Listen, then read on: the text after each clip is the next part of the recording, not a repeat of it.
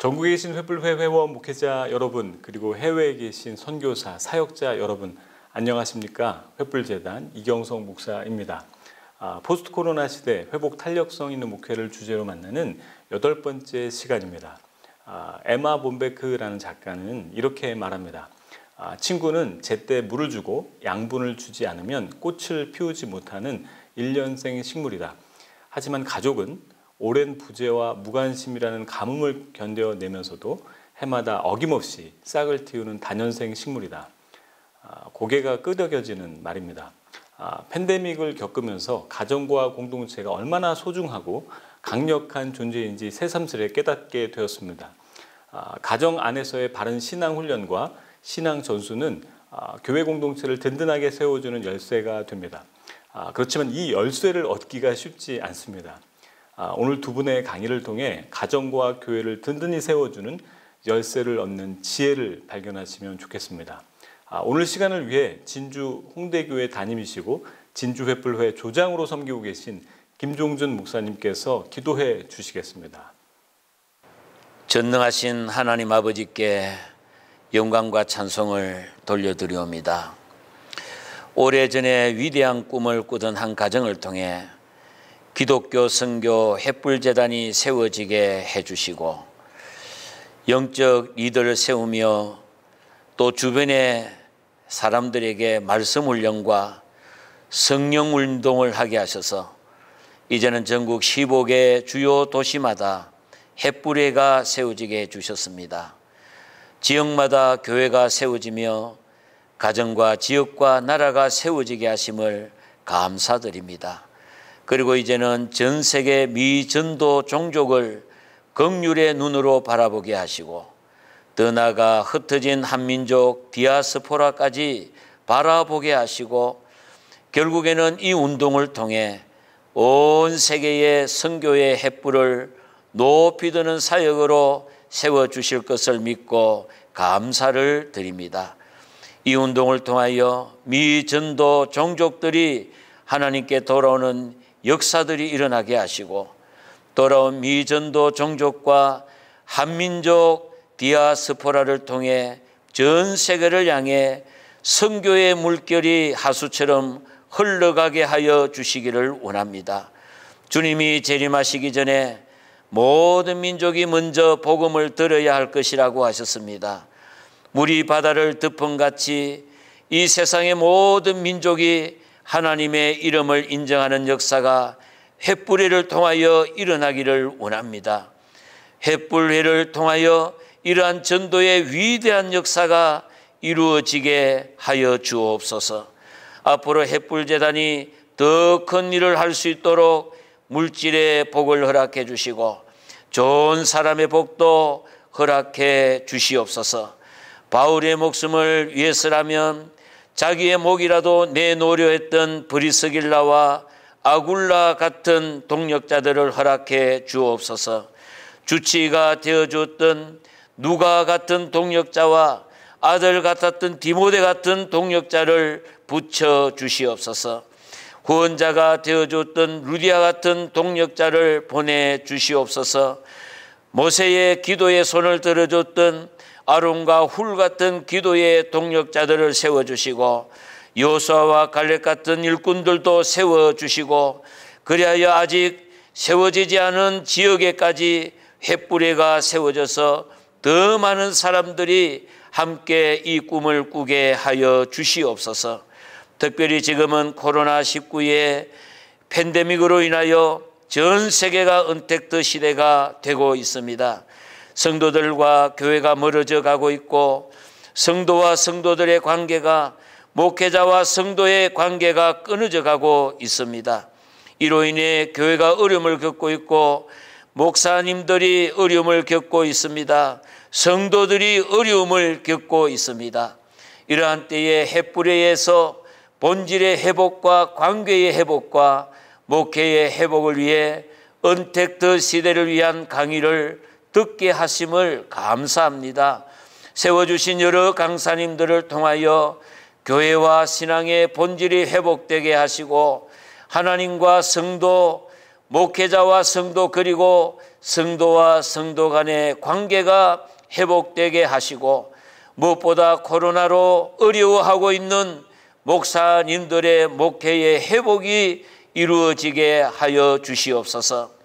오늘 제8주차 강의를 하고자 합니다.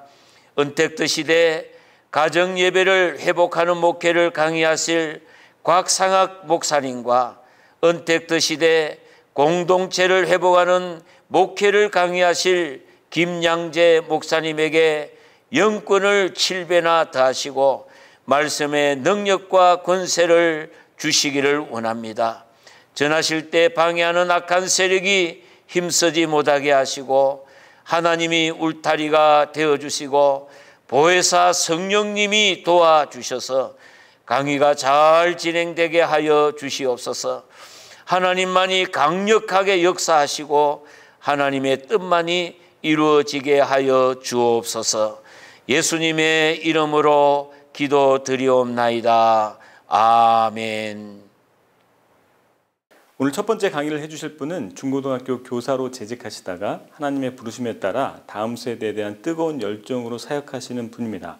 다음세움 선교회 대표와 안양제일교회 교육총괄 목사로 섬기시는 곽상학 목사님께서 언택트 시대 가정예배를 회복하는 목회라는 제목으로 강의해 주실 때 즐거운 가정예배를 위한 노하우를 얻으시기 바랍니다. 전국에 계신 횃불의 회원 목회자 여러분, 그리고 해외에서 또 열심히 또 사역해 주시는 우리 선교사님들 안녕하세요. 저는 다음세움 선교회를 대표로 맡고 있고 또 안양제일교회에서 교육총괄로 사역하고 있는 곽상학 목사입니다. 오늘은 언택트 시대 가정예배를 회복하는 목회라는 주제를 가지고 50분 정도 강의를 하도록 하겠습니다. 제주도에 가면 제주 생각하는 정원이 있습니다. 분재는 뿌리를 잘라주지 않으면 죽고 사람은 생각을 바꾸지 않으면 죽는다, 이런 말이 그 정원에 있다고 해요. 우리는 4차 산업혁명이라는 새로운 시대를 지금 맞이하고 있습니다. 미래 사회에 대한 새로운 전망들이 많이 나오고 있죠. 정보통신기술이나 융합과학기술이 고도화로 발달되고 있고 저출산 고령화나 다문화 가정이 증가되고 있으며 경제정치적으로 세계화가 되고 있고 직업의 다양화나 노동시장의 구조 변화 등 세계는 이루 말할 수 없는 변화 과정이 있습니다. 그뿐입니까? 즉 코로나19 시대에 우리는 이와 같은 새로운 시대를 살아가며 정말 사역 분야에 있어서도 정말 급변하는 이 시대를 맞이하고 있습니다. 그래서 이 체인지라는 이 단어가 더욱 우리에게 절실한 단어인 것 같습니다. 체인지. 이 체인지라는 단어를 제가 좀 버터를 발라서 발음하면 체인지 이렇게 되겠죠. 그러나 조금 또박또박 발음하면 이렇게 됩니다. 체인지. 몸을 입고 오신 그분을 알 때에 우리는 진정한 변화에 이를 수 있다라고 제가 말을 만들어 봤는데요. 바로 예수 그리스도 하나님의 아들, 그분이 우리 삶 속에 깊이 개입되지 않으면 우리는 이 진정한 사회, 이 진정한 새로운 시대를 맞이할 수 있는 영적인 그런 거장들로 살아갈 수가 없음을 우리는 알고 있습니다. 오늘 제가 여러분들과 함께 할 주제는 가정예배입니다. 이 가정예배는 이사야 46장 9절, 이 말씀이 가정예배의 저는 토대라고 생각을 하는데요. 너희는 옛적 일을 기억하라. 나는 하나님이라. 나 외에 다른 이가 없느니라. 나는 하나님이라. 나 같은 이가 없느니라. 그 하나님이 우리 가운데, 이 가정 가운데 어떠한 모습으로 기억이 돼야 되는가, 그리고 하필이면 왜 가정인가에 대한 이야기를 할까 합니다. 가정은 아까 제가 모두에도 말씀드렸듯이 제주도에 있었던 그 정원처럼 정원 정자를 쓰고 있습니다. 집가자와 정원 정자. 그렇다면 저는 우리말에 있는 다양한 의미와 형태가 매우 유사하다는 것을 먼저 말씀드리고 싶어요. 예를 들면 이겁니다. 사람과 사랑이죠. 사람과 사랑이 형태적으로 굉장히 비슷하지 않습니까? 미음과 이응만 다를 뿐 사람과 사랑은 거의 흡사합니다. 의미가 통하기 때문이죠. 사랑은 반드시 사람에게 필요합니다. 사람은 사랑받기 위해 태어났고 사랑하기 위해 존재하고 있는 것이죠. 사람과 사랑, 그리고 가장과 가정이 그렇습니다. 이 세상에서 가장 중요한 건 뭘까요? 저는 그것이 가정이라고 보는 것이죠. 우리에게 주어진 이 생명 또한 우리에게 주어진 그 사명을 완수하기 위해서 주어진 건 아닐까요? 자, 이렇게 가정은 가족이 있는 정원으로 저의 가정의 모습을 이렇게 사진으로 먼저 보여드립니다. 저희 아이는 넷입니다. 지금 강아지까지 지금 사진에 나와 있는데요. 정말 개판입니다. 집안이 늘 소란하고 지저분하고 그렇습니다. 아들 셋, 딸 하나, 이 네 자녀를 키우고 있는 저는 가장입니다. 제가 가장으로 있고 우리 6명의 가족이 있는 가족이 있는 이 정원, 저희 가정은 말 그대로 정원입니다. 여러분, 정원이 무슨 뜻인가요? 꽃도 있고 나무도 있고 그런 곳 아니겠습니까? 그런데 이 정원은 그냥 들판이 아닙니다. 갖고 와야 정원입니다. 우리 가족은 비록 개판이지만 시끄럽고 소란스럽지만 날마다 갖고 나가고 있습니다. 어떻게 갖고 나가야 할까요? 오늘의 지향점, 오늘의 키워드는 바로 초이스입니다. 사르트르가 얘기했던 것처럼 인생은 태어나서 죽는 그 순간까지 부단한 C, 초이스 아니겠습니까? 그래서 인생은 B, C, D라고 이야기합니다. C, 어떤 선택을 해야 될까요? 야구장에서 타석에 타자가 공을 칩니다. 선택을 하는 거죠. 칠까 말까 선택합니다. 타자만 그렇겠습니까? 마운드에서 공을 뿌리는 투수 또한 선택할 겁니다. 스트라이크를 던질까? 볼을 던질까? 아니 몸에 맞춰버릴까? 초이스죠. 야구의 말로 선택의 게임입니다. 그런데 혹시 아시나요? 홈에서 1루까지 열심히 달려가야, 그리고 1루에서 2루, 3루 찍고 다시 집으로 들어와야 1점을 얻는 이 게임 야구는 홈에서 1루까지가 27m입니다. 그러면 1루, 2루, 3루 거쳐서 홈까지 다시 돌아오는데 몇 미터를 뛰어야 1점을 얻겠습니까? 27 곱하기 4 하셔야죠. 108m입니다. 108. 놀랍게도 야구 공은요, 실밥이 108개가 있습니다. 정확한 108개입니다. 제가 세어봤습니다. 공인구 108개예요. 그래서 108 하면 딱 떠오르는 숫자, 108 하면 딱 떠오르는 뭔가 있지 않습니까? 맞습니다. 그래서 불교에서는 야구는 저희 종단의 스포츠입니다 라고까지 이야기를 한다고 해요. 과거, 현재, 미래, 인간의 모든 번뇌를 108가지로 열거해서 계산한 불교의 108번뇌, 그리고 이 108가지를 가지고 뭘 만듭니까? 염주화를 만들죠.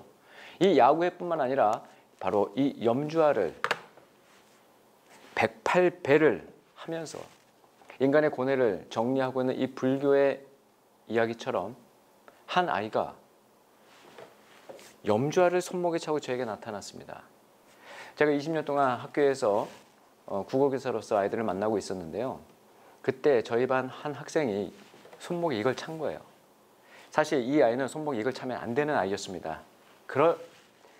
염주화를 차면 안 되는 이름이었습니다. 이 아이의 이름은 신성결이었어요. 아버지가 목사님이었습니다. 그것도 성결교단의 목사님이었어요.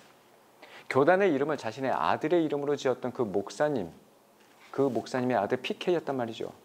근데 이 아이가 108개의 염주화를 손목에 차고 나타난 겁니다. 게다가 이 아이는 그 전날에 학교 교실과 교실 사이에 있던 복도에다가 낙서를 하나 했습니다. 성경 구절로 낙서를 했어요. 많은 목사님들이 좋아하시는 사도행전 16장 31절 다 아시죠? 주 예수를 믿으라. 그리하면 너와 내 집이 구원을 받으리라. 이 성경을 그대로 적은 게 아니라 약간 패러디해서 학교행전 16장 31절 주 예수를, 주식회사 예수를 믿으라. 그러면 너희 집에 구원이 있으리니 10원은 기대하지 말라. 1원은 11조니까 크크크. 이 아이가 손목에 염주화를 차고 나타난 겁니다. 제가 이 아이에게 닥달했습니다. 너 왜 그랬어? 너 도대체 목사님의 아들이 그러면 되겠니? 이 아이는 제 눈도 쳐다보지 않았습니다. 입이 대빨 튀어나왔어요. 선생님을 노려보던 이 아이가 급기야 하던 말은 충격적이었습니다. 강단에서 많은 교인들 앞에서 하나님을 사랑하고 이웃을 사랑하라고 십자가를 선포했던 그 아버지는 가정에서 이 아이에겐 더 이상 목사가 아니었습니다.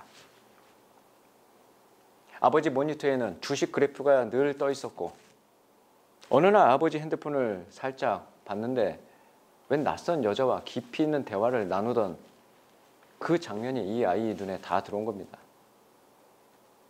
이 아이는 아버지가 가장 좋아하는 사도행전 16장 31절을 이렇게 패러디해서 학교에다가 그리고 손목에는 그 염주화를 차고 나타난 겁니다. 여러분, 그거 아세요? 아이들은 무섭게 우리들을 보고 있습니다. Significant others라고 하죠. 가장 중요한 타자. 아이들에게 가장 중요한 타자는 바로 부모입니다. 박달나무를 잘게 깎아서 만든 이 염주알, 불교가 태동한 인도가 아니라, 불교가 꽃을 피운 중국이 아니라, 불교가 고급화된 일본이 아니라 바로 우리나라의 전 세계에서 가장 큰 염주알이 있다는 거 아십니까? 바로 강원도 원주에 있는 관음사입니다. 거기에 가면 이렇게 큰 염주알들이 있어요. 염주알의 크기가 미세하게 다 다르다고 합니다. 그 중에 가장 큰 염주알을 보여드리죠. 이겁니다. 이 염주알을 한아름 안고 있는 저 아저씨는 과연 어떤 생각을 하고 있을까요? 가장 큰 염주알의 제목이 있다고 합니다. 바로 자녀의 염주알이랍니다. 인간이 갖고 있는 108가지의 모든 번뇌 중에서 가장 큰 번뇌는 자녀라는 사실은 우리 기독교뿐만 아니라 모든 종교, 아니 종교가 없는 사람들도 다 같이 한결같이 고민하고 있습니다. 사람들이 이른바 떠오르는 태양을 바라보면서 손을 모으고 가슴에 간절히 염원하는 그것은 아마도 복 아니겠습니까? 우리 모든 인류가 가장 염원하는 그 복은 돈, 경제력입니다. 두 번째, 건강일 것입니다. 그리고 마지막은 내가 갖고 있는 이 경제력과 내가 갖고 있는 이 건강으로 행복하게 잘 살기를 바라는 것이 나보다도 어쩌면 내 아이들, 내 자녀에 대한 그 염원. 그래서 복은 돈, 건강, 자녀 이 세 가지로 가름할 수 있습니다. 어떻습니까? 여러분은 이 복을 다 갖고 계십니까? 기독교는 과연 이 세 가지를 염원하는 그런 종교인가요? 그렇지는 않을 겁니다. 우리는 바로 복의 본체이신 하나님을 소유하고 있는 하나님의 백성들입니다. 이미 그런 자이기에 우리는 행복하다라고 이미 이야기를 할 수 있는 것이고, 세상 사람들이 가장 중요하게 생각하는 이 복의 3요소인 돈, 그리고 건강, 그리고 자녀 이 세 개를 어떻게 하면 나의 아버지 하나님과 연동해서 이 땅에서 의미 있게 살아갈 것인가를 연구하고 몸부림쳐야 하는 것이죠.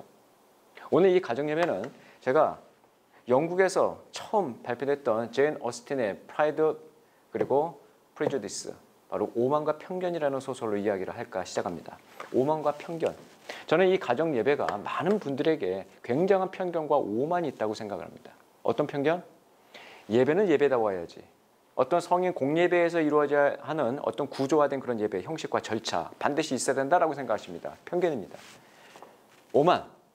무슨 말입니까? 나는 내 가정의 가장이 있기 때문에 언제든지 내가 내 가족들을 소집해서 언제든지 이 가정 예배를 할 수 있어 라고 생각하는 착각, 그 오만. 그 오만과 편견이 우리가 가정 예배를 꾸준히 지속하지 못하게 하고 꾸준히 가정 예배가 우리 가정 안에 뿌리 내리지 못한 이유라고 생각을 합니다. 그렇다면 오늘 우리 기본으로 돌아가서 초심으로 돌아가서 겸손하게 이제 가정 예배를 함께 공부해야 합니다. 가정 예배. 인생을 무덤으로 만드는 5가지 바이러스가 있다고 합니다. 이 코로나 바이러스보다 어쩌면 더 무서운 5개의 바이러스, 무덤으로 만드는 무로 시작하는 5개의 바이러스는 무덤덤, 무감동, 무감각, 무의미, 그리고 무심함입니다. 우리는 이렇게 무로 시작하는 5개의 바이러스 때문에 가정 예배에서 이 가정에서 무의미하게, 무심하게, 재미없게 그렇게 지내고 있습니다. 가정 예배는 기록하고 기념하고 기억하는 순간들입니다. 여호와께서 모세에게 이르시되 이것을 책에 기록하여 기념하게 하고 여호수아의 귀에 외워 들리라. 내가 아말렉을 없이 하여 천하에서 기억도 못하게 하리라. 출애굽기 17장 14절 말씀에 있는 것처럼 끊임없이 기록하고 기념하고 기억하게 하는 것이 바로 가정 예배란 말입니다.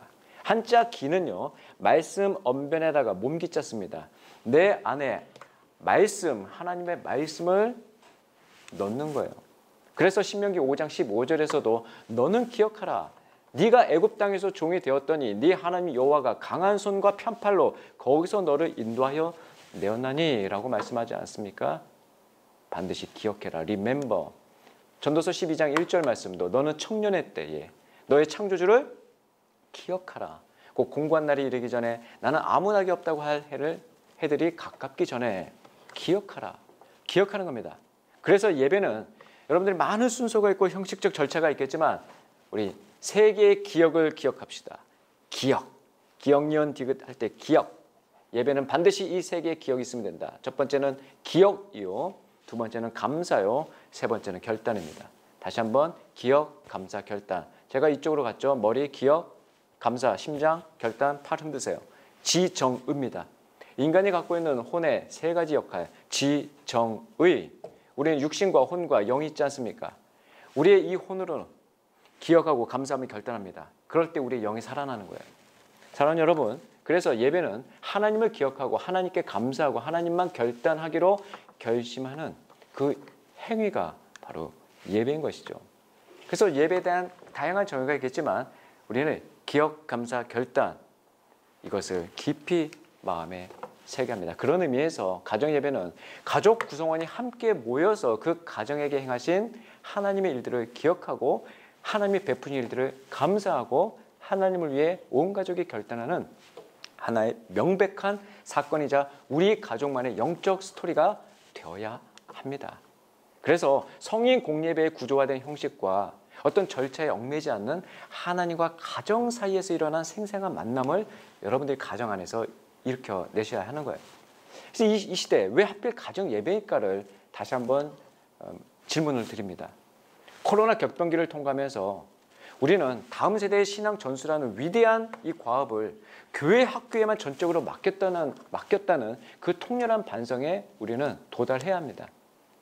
사실 우리 신앙교육의 주된 장이 가정이라는 사실을 우리가 명심해야 합니다. 신앙교육의 가장 중요한 주체가 누굽니까? 부모입니다. 이건 더 이상 미룰 수 없는 한계 상황에 이르렀고 코로나가 준 어쩌면 진짜 교훈이라고 보는 거예요.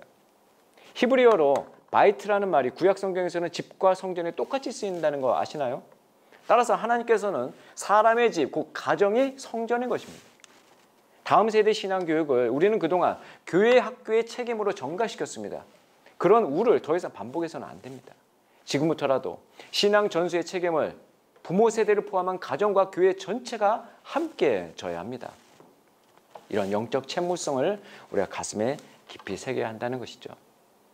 기독교 역사상 가장 강력한 믿음의 세대가 일어날 때는 가정이 곧 작은 교회임을 알리고 선언됐을 때였습니다. 그러니까 종교 개혁자들이 부모의 손에 당시 카테키즘이라고 해서 요약된 성경 교리를 쥐어주고 집에서 부모들이 자녀들에게 부지런히 기도할 것과 말씀을 가르쳤단 말이죠. 그 신앙의 물줄기를 따라서 우리나라까지 찾아오신 분들이 바로 초기 선교사들, 언더우드 아펜젤러 같은 그런 선교사들이었습니다. 그리고 우리 한국 초기 선교사였던 곽완년 교수는 주일학교는 그 부모의 가르치는 것을 보고하는 것이니 부모가 그 책임을 내려놓고 주일학교 선생이 다 할 수 없다고 얘기했어요. 그래서 자녀들의 신앙교육은 교회학교에 위탁할 것이 아니라 각 가정에서 부모님들이 그 책임을 감당해야 한다는 것을 그때 당시에도 이미 강조했습니다.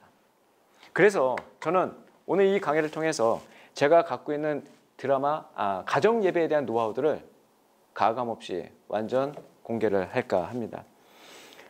제가 왜 이런 강의를 맡았는가 곰곰이 생각해 보니요. 제가 한국교회에서 아주 자랑스럽게 얘기할 수 있습니다. 저만큼 가정 예배를 많이 실패한 사람이 없어요. 저는 가정 예배를 어마어마하게 많이 실패했습니다. 가정 예배 드리다가 상을 엎은 적이 한두 번이 아니고요. 소리 지르고 애들 울리고 했던 것이 한두 번이 아닙니다. 저는 그만큼 가정 예배를 잘 드리고 싶었고 가정 예배에 대해서 애착이 컸습니다. 그런데 잘 안 되더라고요. 정말 쉽지 않았습니다. 이 뉴노멀 시대를 맞아서 예배의 본질을 회복하고 동시에 재미있고 지속 가능한 가정 예배를 정말 만들고 싶은데 이게 생각처럼 쉽지 않더라고요. 작심 삼일이 뭡니까? 2번 하고 못하겠더라고요. 힘들어서. 아까 말씀드렸잖아요. 저는 아들이 셋입니다. 여러분 아들 셋을 키우는 엄마는 예수 믿지 않아도 지옥은 면제된다 이런 말이 있습니다. 이 땅에서 이미 지옥을 경험하고 있을 정도로 아들 셋 키우는 거 엄청 쉽지 않습니다. 게다가 제 아들 셋은요 다 뇌에 문제가 있어서 한 명은 자폐 증세가 있고 한 명은 지적장애입니다. 한 명은 또 너무 나이가 어려가지고 천방지축이고요. 얘네들 앉혀놓고 재미있는 거 뭘 해도 쉽지 않은데 예배라니 이거 쉽겠습니까? 쉽지 않습니다. 제 딸은 사춘기가 늦게 와서 그런지 그런 동생들의 모습 보면서 막 화를 막 내고요. 제 아내가 안절부절하면서 여보 이런 예배 계속 해야 돼? 저한테 계속 얘기했습니다. 예배 중요성, 예배 당위성 다 알잖아요. 우리 목사들은 다 알지 않습니까? 성도들 앞에서 예배해야 된다, 가정 예배해야 된다 하면서 정작 우리 목사님들, 선교사님들 하고 계십니까? 쉽지 않습니다. 그래서 이 간극, 이 마음과 행동이 다르고 겉과 속이 다른 이 표리부동한 이 이중적인 모습을 빨리 해결하고 싶었어요. 그래서 저는 정말 고군분투하면서 오늘에 이른 겁니다. 자, 그러면 제가 본격적으로 우리 목사님들이시니까 좀 팁을 조금 이야기해드리겠습니다. 제가 최근에 책을 한 권 냈는데요. 구약과 신약을 갖고 이제 드라마 가정 예배를 제가 준비를 해봤습니다. 왜 이 드라마 가정 예배인가? 예배에서 가장 중요한 요소는 말씀 아니겠습니까? 하나님의 말씀. 근데 하나님의 말씀을 같이 절 단위로 읽는 것은요, 굉장히 힘듭니다. 제가 국어교사를 20년 했다고 하지 않았습니까?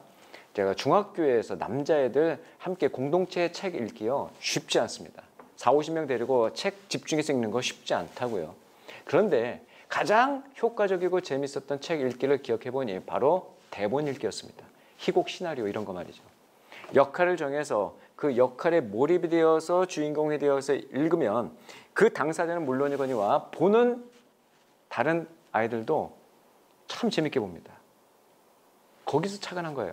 그래서 저는 성경 말씀을 1년 52주로 내러티브 본문을 드라마 극본으로 대본화했습니다. 그래서 흥미롭고 생생하게 공동체 성경 읽기에 몰입할 수 있는 그 책을 이게 만든 거죠. 그래서 여러분, 이 대본은 뭐가 중요합니까? 해설과 지문과 대사예요. 그래서 해설자가 있어야 되고 가로로 묶여있는 이 지문을 통해서 표정을 잡는 겁니다. 감정을 잡는 거죠. 그래서 그렇게 대사에 몰입을 해서 함께 읽어가는 그 과정을 말씀 안에서 풀어가는 겁니다. 그리고 이 드라마가 이 의미가 있어요. 이 드라마가 왜 그냥 드라마가 아니라요. 이 드라마가 드라마는 드리는 시간이에요. 기도를 드리고 찬양을 드리고 나의 마음을 드리는 말 그대로 드림의 시간입니다. 드림, 꿈, 하나님의 꿈. 그리고 이 드림은 하나님 위에 계신 분께 드려야 합니다. 그게 바로 엎드림이에요. 네, 말 참 재밌게 잘 만들었죠. 엎드림. 그래서 히브리어로 샤하라고 하지 않습니까? 예배가. 그래서 엎드림. 하나님께 엎드려서 우리 가정의 주도권을 내어드리는 이 시간은 분명 이 가정이 누릴 수 있는 최고의 축복의 시간이라는 것을 저는 깨닫고 무조건 드려야 된다. 무조건 드리자. 두 번째는 라입니다. 라. 드라마 할 때 라. 드라마 예배는요, 가족 구성원이 나라면 어떻게 할 것인가라는 생각을 성경 말씀에 도입해서 적용하는 겁니다. 그래서 성경 이야기를 나의 이야기로 놓치지 않고 따라가는 시간이고 성령님의 음성에 귀를 기울이며 예수님을 바라보는 시간이고 그렇게 온 가족의 말씀 안에서 자라나는 시간이에요. 그래서 합니다. 마지막 마음은 뭘까요? 드라마 예배는 온 가족의 마음을 나누는 시간이에요. 나와 가족을 향하시고 나와 가족에게 행하신 하나님의 마음을 헤아리는 시간이고 하나님을 향한 하나님을 위한 나와 가족의 마음을 고백하는 그런 시간입니다. 그래서 감사한 마음, 애통한 마음, 간절한 마음을 기도 제목으로 나누는 시간이에요. 아울러서 가족 간의 마음이 이어지는 시간이기도 합니다. 그래서 마음 놓고 마음껏 웃고 그런 시간이 저는 가정 예배인 것이죠. 그래서 이 책에는 제가 뭘 넣냐면요. 사랑가족 뿜뿜 가족놀이라고 해서요. 놀이를 넣었습니다. 이게 이 책의 감초 역할을 하는 것이죠. 그러니까 제가 어렸을 때 청소년기 때 교회를 가는 이유를 생각을 해봤습니다. 예배 때문에 간 게 아니라 예배 끝나고 하는 2부 순서 때문에 갔던 기억이 났더라고요. 그래서 저는 가정 예배에 2부 순서가 있어요. 그래서 여기서 놉니다. 그래서 예능 프로그램에 나오는 재미있는 그 멤버들이 하는 게임 있잖아요. 그거를 제가 여기 넣어놨어요. 그래서 아이들과 예배 끝나고 요거 합니다. 2부 순서. 그래서 가정 예배의 성패 관건은 뭐냐면 지속성이에요. 한두 번은 이벤트를 할 수 있다니까요. 계속 하는 게 힘들단 말이에요. 계속 할 수 있는 지속성의 관전 포인트는 아이들이 기다리는 그 something special이 있어야 됩니다. 그것이 바로 놀이예요. 게임입니다.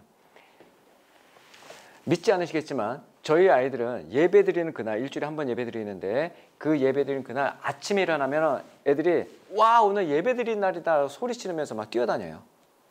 물론 아이들은 기다리는 시간이 그 놀이 게임 때문이겠지만은 그 게임을 포함한 그 예배, 하나님을 기억하고 하나님께 감사하고 하나님께 결단하는 모든 요소가 다 들어있기 때문에 그 게임은 뭡니까? 놀이는 뭡니까? 성도의 코이노이냐, 교제 아니겠어요? 그래서 저는 이 책이 그냥 나온 게 아니라 제가 몇 년 동안 제 아내도 목사거든요. 그래서 목사 부부고 아이가 4명이면 정말 예배가 정말 자연스러워야 되는데 이게 쉽지 않더라고요. 그래서 매주 화요일과 목요일에 하기로 했습니다. 그래서 화목한 가정 예배라고 해서 이걸 제가 한 거예요. 그래서 제가 가정 예배하면 저는 4개의 한자 성어가 생각나요. 제가 심기일전에서 시작했습니다. 하나, 그러나 정말 좌충우돌 했습니다. 아까 얘기했지만 엎어버리고 화나고 막 애들 엉덩이 때리고 그러다가 용두삼이 됐어요. 그러니까 흐지부지. 그러나 그 숱한 시행착오들이 이 책을 만들게 된 겁니다. 그리고 이 책을 통해서 많은 분들이 도움을 실제로 얻게 되더라고요. 제가 실제로 많이 했으니까요. 가정예배 극도로 개인화되고 이런 사회가 하지만 하이퍼링크, 하이퍼 커넥션으로 묶여 있어요. 또 되게 이상합니다. 충돌되는 개념인데요. 개인화되어 있지만 하이퍼 커넥션 다 묶여 있어요. SNS로. 이런 복잡다단한 시대에 가정예배 드릴 시간이 어디 있냐고 반문하는 사람들이 꽤 많이 있습니다. 또 가족끼리 한 자리에 모여있기는커녕 아예 얼굴 한번 보기 힘들다고 볼멘소리 하는 분도 많이 있어요. 또 어떤 분은 가장이 아빠가 또는 엄마가 성경 지식이 너무 일천하고 설교자의 자질이 없다고 아유 못해 그렇게 얘기합니다. 그러나 이런 난색들을 표현하면서도 그것이 결국 핑계라는 것을 본인들이 더 잘 알 겁니다. 사람은 중요하다고 생각하는 것에는 어떻게든 시간을 내고 정성을 쏟게 마련이에요. 우리 가정이 하나님의 얼굴 앞에서 코람되어져 믿음으로 세워지기를 원한다면 가정예배는 선택이 아니라 필수죠. 시간을 내면 되는 겁니다. 설교자의 자격 또한 애초에 없어요. 사실 우리는 다 거기서 거기입니다. 그러니 부족함을 인정하고 말씀 앞에서 겸손하게 서면 그것으로 이미 충분합니다. 가족 앞이니까 가면 쓸 필요 없죠? 화장 필요 없잖아요. 오히려 더 진실되고 영과 진리로 예배 드릴 수 있는 현장이 가정입니다. 따라서 가정 예배 성공하면 모든 예배 성공할 수 있어요. 저 교회학교 총괄을 하고 있는데 소년부, 중등부가 가장 어렵다고 얘기합니다. 대상이요. 거기서 설교 잘하면 다른 영역, 어른, 노인 다 커버가 됩니다.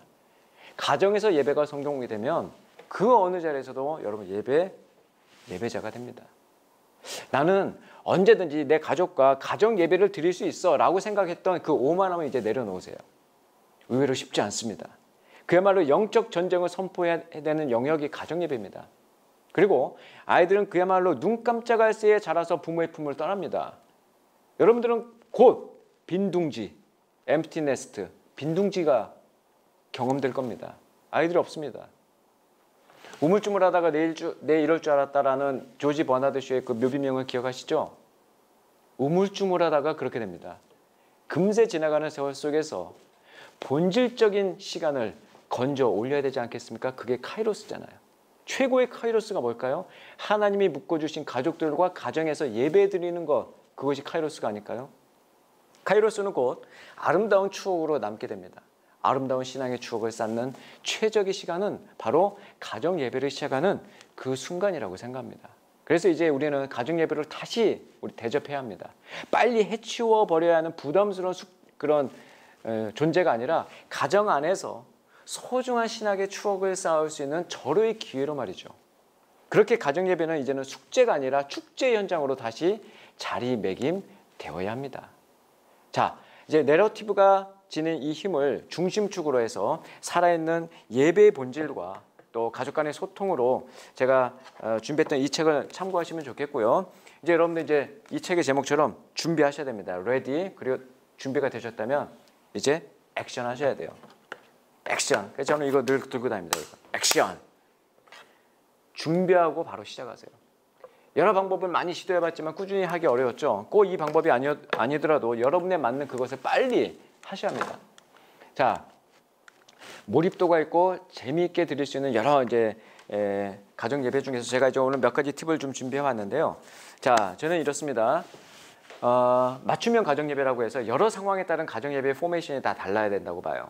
그래서 1인 가족이나 부부만 사는 경우도 있죠. 자녀가 없는 경우, 그럴 때는 부부가 나란히 마주 앉아서 큐티로 가정 예배 드려도 충분합니다. 자녀의 연령이 미취학이거나 초등 저학년인 경우에는 두 가지 방법이 있어요. 그러니까 매일 아이가 잠자기 전에 하루의 삶을 나누는 거죠. 하나님 안에서. 그게 저희 가정에서는 별빛 추억이라고 합니다. 그래서 자기 전에 아이들에게 오늘 하루 어떤 일이 있었어?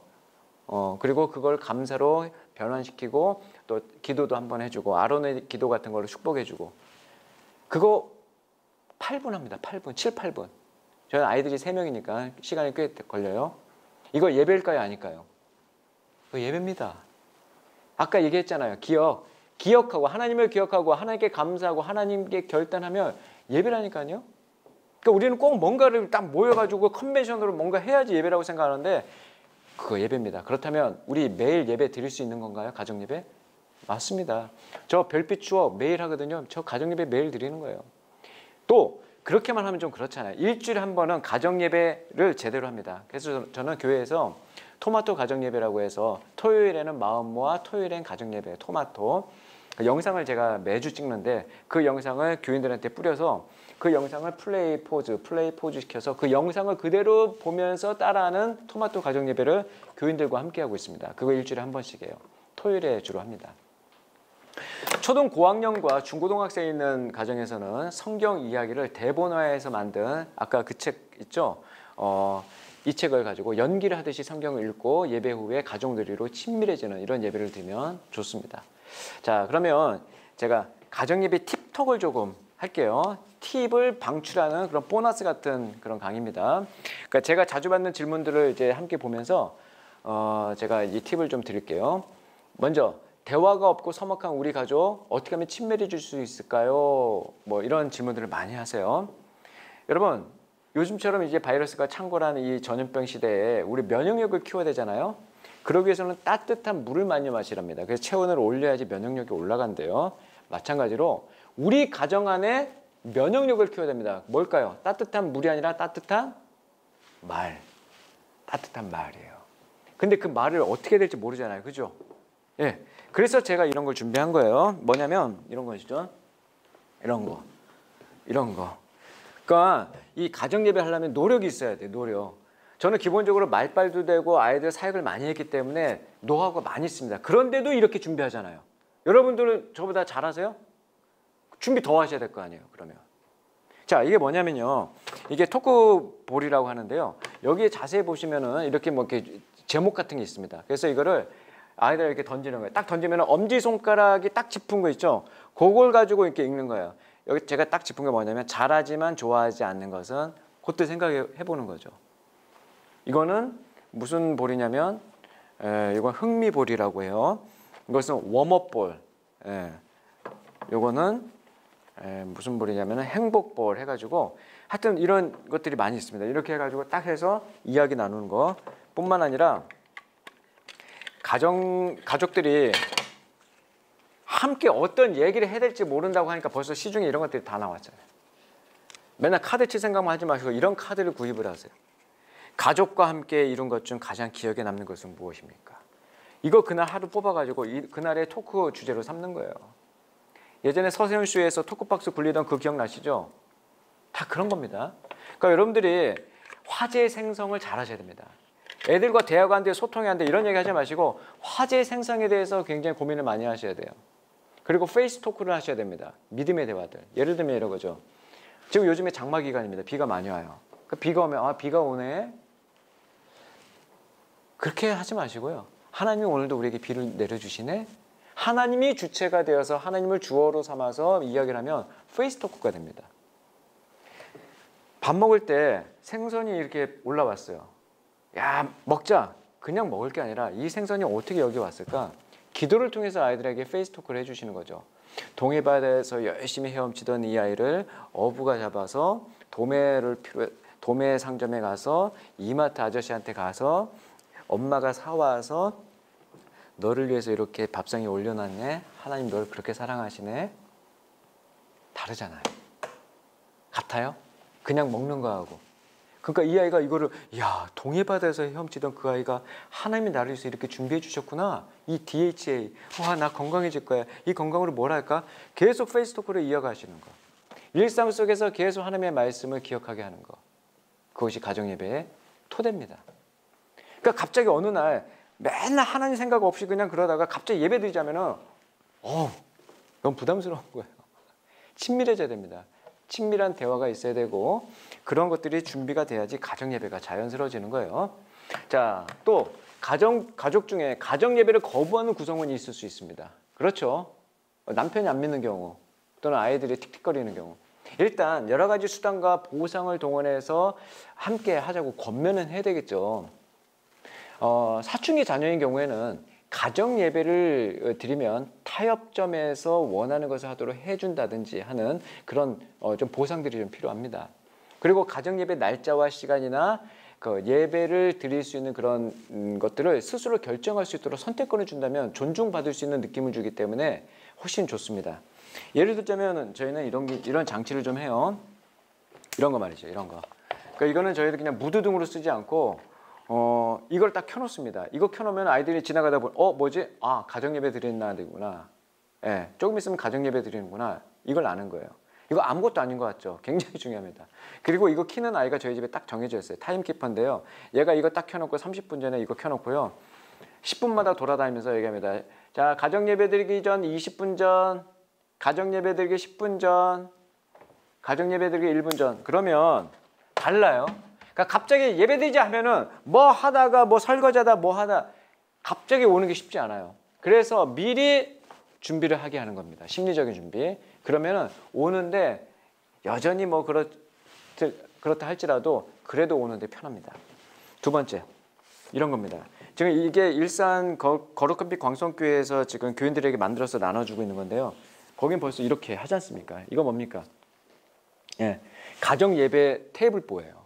그래서 가정 예배를 드리는 그 장소를 거실이든 식탁이든 어디든 딱 이걸 펴놓고 이 자리를 거룩하게 딱 만드는 거죠. 그리고 이 위에다가 이런 십자가 같은 거 딱 올려놓고 이렇게 딱 해놓고 예배를 드리면 또 다른 거예요. 그 자리의 구별성. 그 자리의 구별성.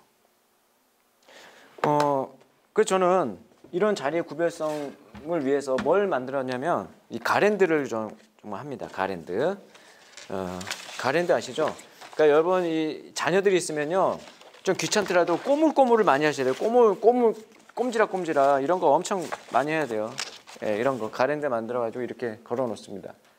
예, 걸어 놓고 이런 것도 하고 이거 하나 만들어 놓으면 이건 계속 가는 거예요. 그걸 가랜드 만들 때 혼자 부모님이 하지 마시고 아이들하고 같이 만들면 되게 좋아합니다. 아이들이.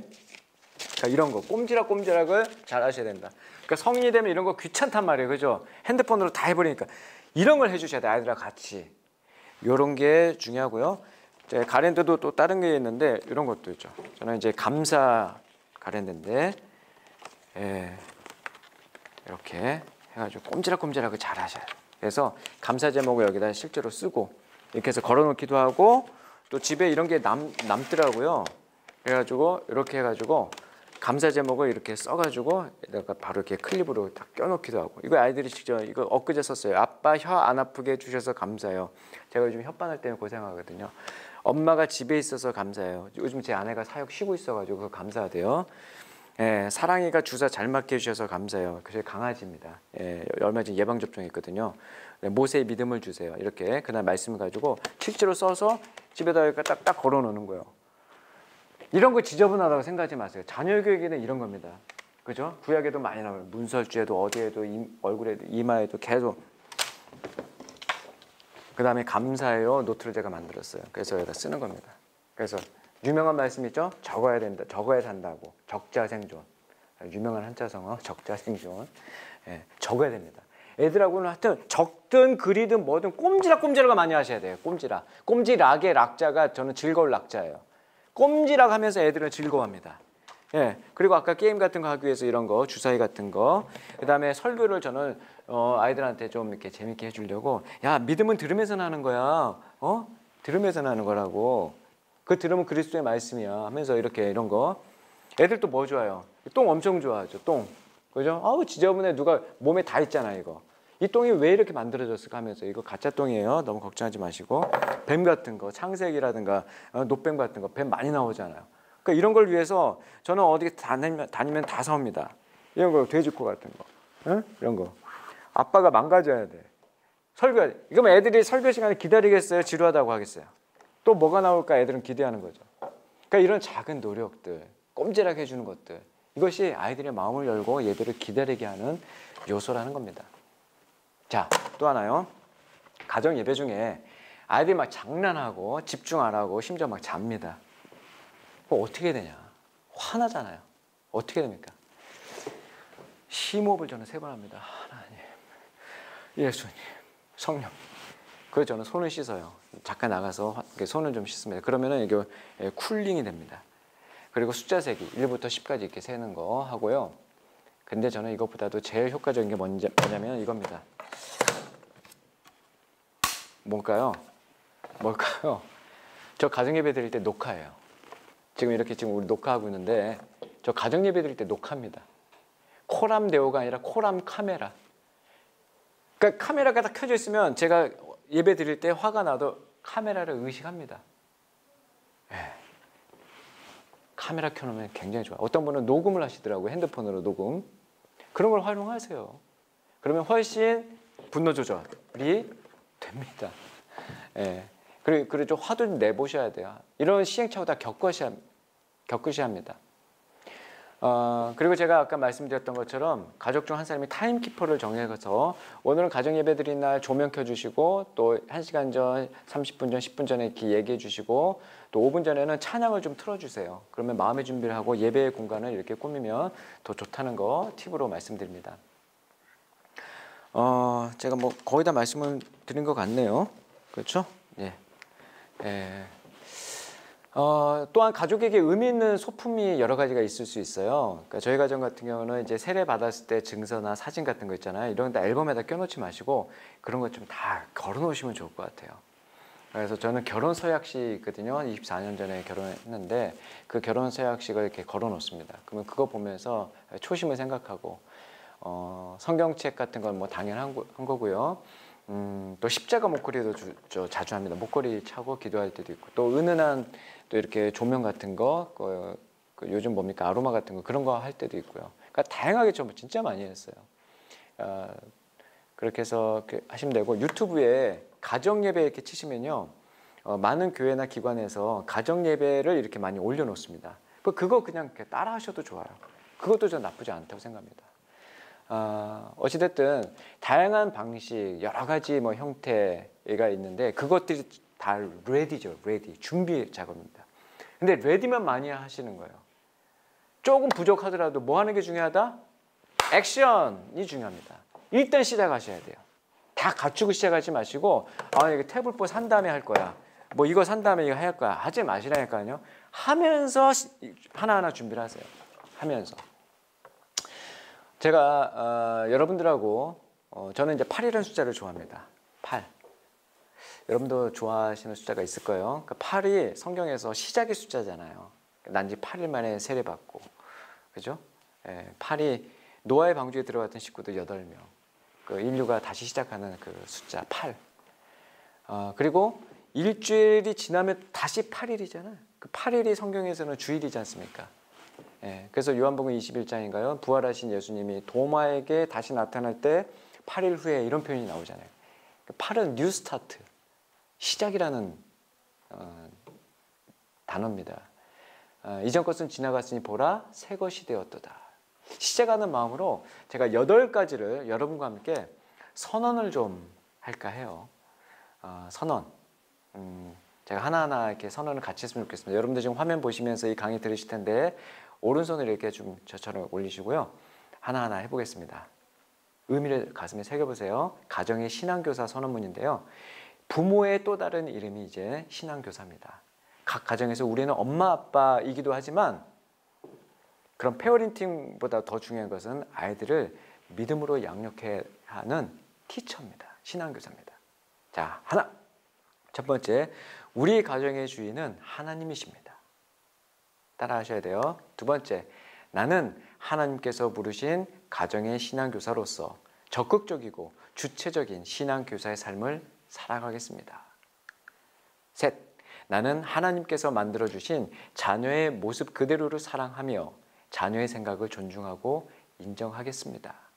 넷, 나는 자녀의 신앙교육이 모든 교육의 최우선순위임을 알고 자녀에게 하나님을 사랑하는 삶이 우선이 될 수 있도록 신앙을 전수하겠습니다.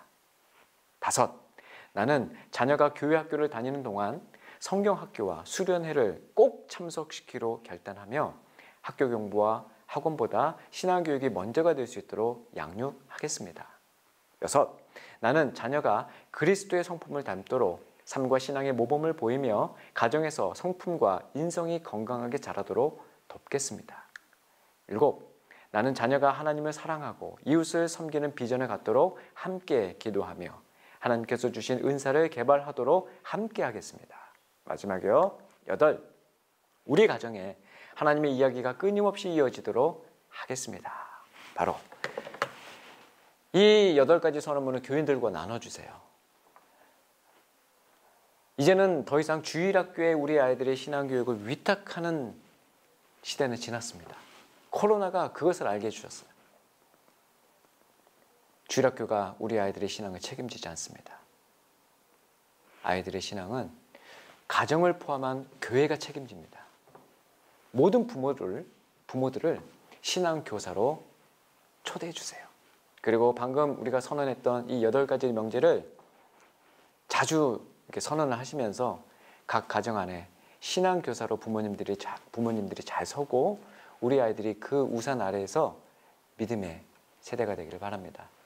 다른 세대가 아닌 믿음의 다음 세대가 될 수 있도록 우리 부모님들을 먼저 교육하고 훈련시키고 격려해 주세요. 전국에 계신 우리 횃불의 회원 목회자 여러분, 오늘은 제가 가정예배에 대한 이야기를 해보았습니다. 아까 모두에 말씀드렸던 그 성결이란 아이, 지금은 신학교에 갔다고 합니다. 제가 얼마 전에 이야기를 들었는데요. 그 아버지가 그것을 깨달았어요. 자기가 얼마나 겉과 속이 다른 목회자였는지, 자기가 얼마나 교인들의 앞에서 하는 말과 행동이 가족들한테는 너무나 편안하게 쉽게 그렇게 했는지 진짜 회개를 하시더라고요. 그리고 진짜 하나님이 그 말씀 앞에서 무릎을 꿇으셨어요. 복음대로 살겠다고 결단하셨습니다. 그렇습니다. 회개하고 복음대로 살면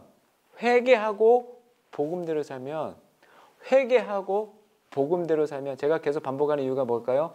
회복이 일어납니다. 그 가정에 진짜 회복이 일어났어요. 회복, 리커버리, 원래 상태로 복귀하는 것.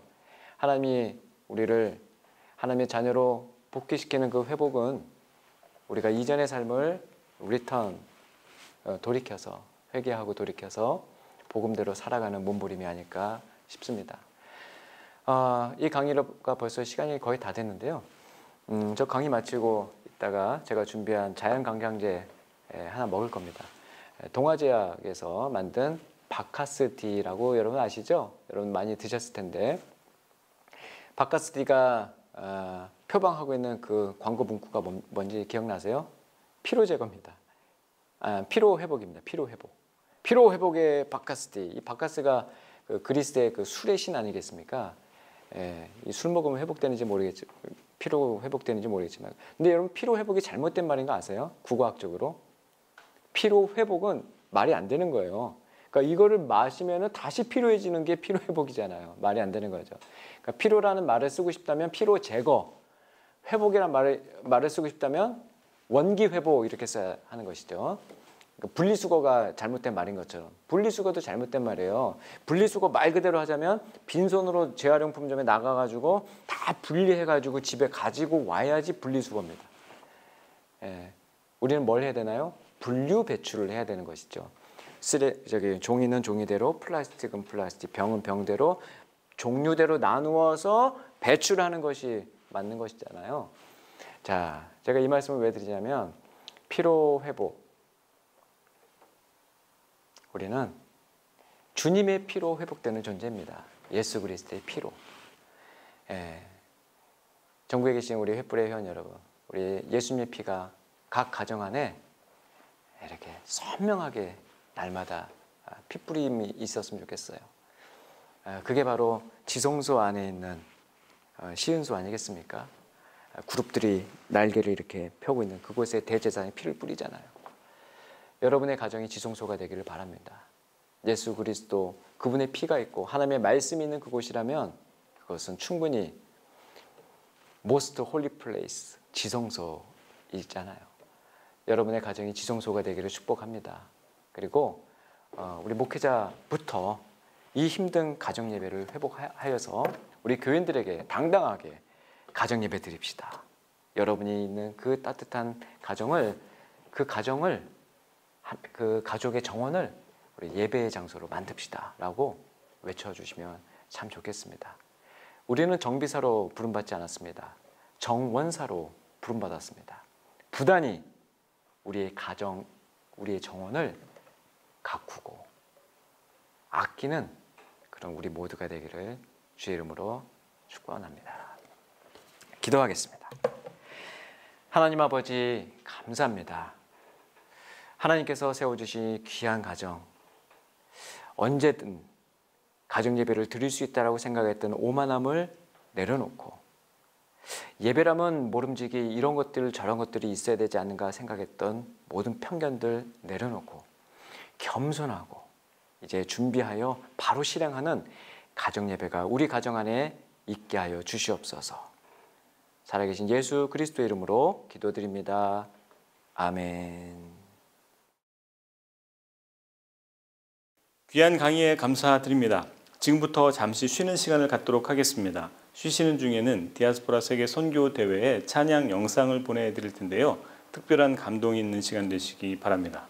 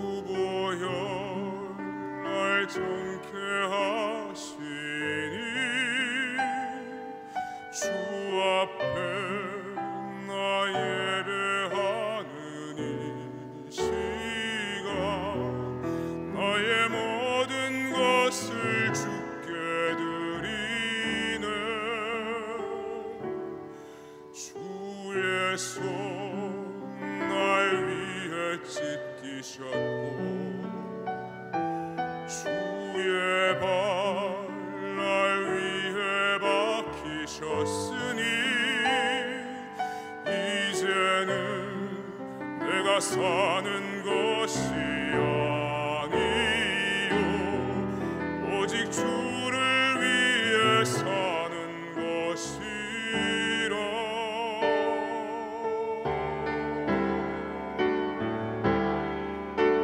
주의 손에 나의 손에 뻐개요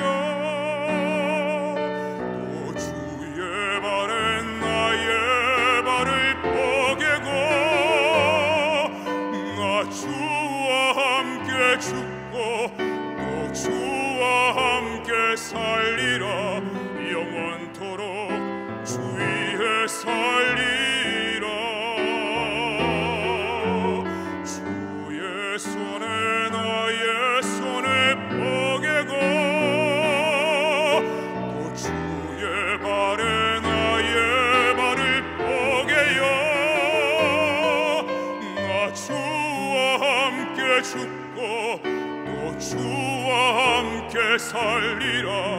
영원토록 주 위에 살리라. 주 위에 살리라.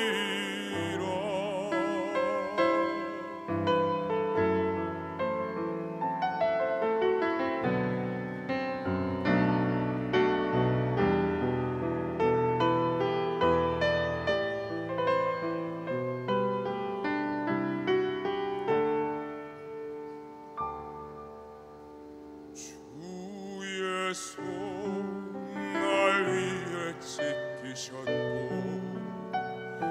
주의 발 날 위해 박히셨으니 이제는 내가 사는 것이 아니요 오직 주를 위해 사는 것이라.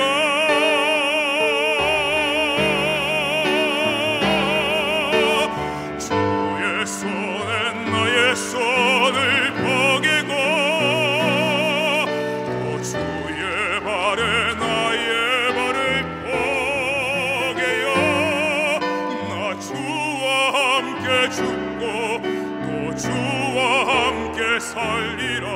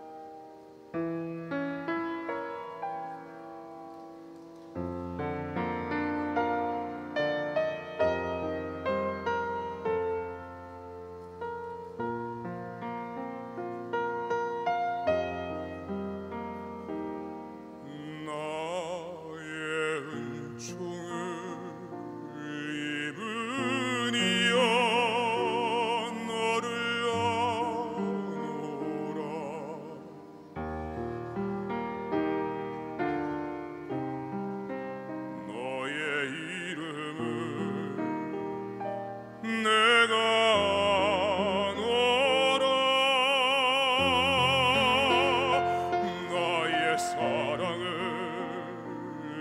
아느니여 함께 가노라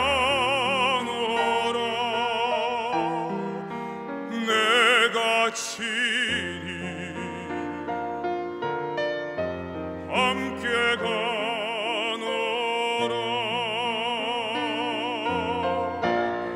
내가 너로 편케하며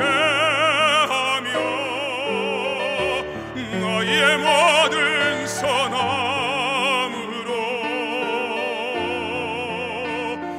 너의 앞을 지나며 나의 이름으로 너를 지키리라 나의 은총을 입으리여 나의 사랑을 아느리여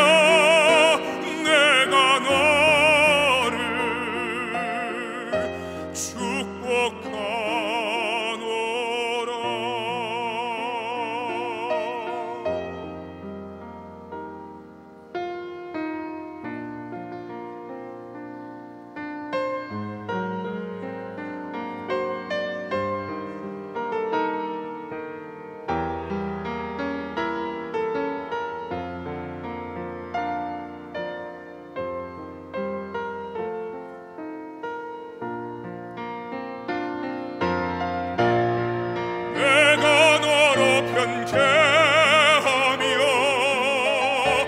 나의 모든 선함으로 너의 앞을 지나며 나의 이름으로 너를 지키리라 나의 은총을 나의 사랑을 아느리여 내가 너를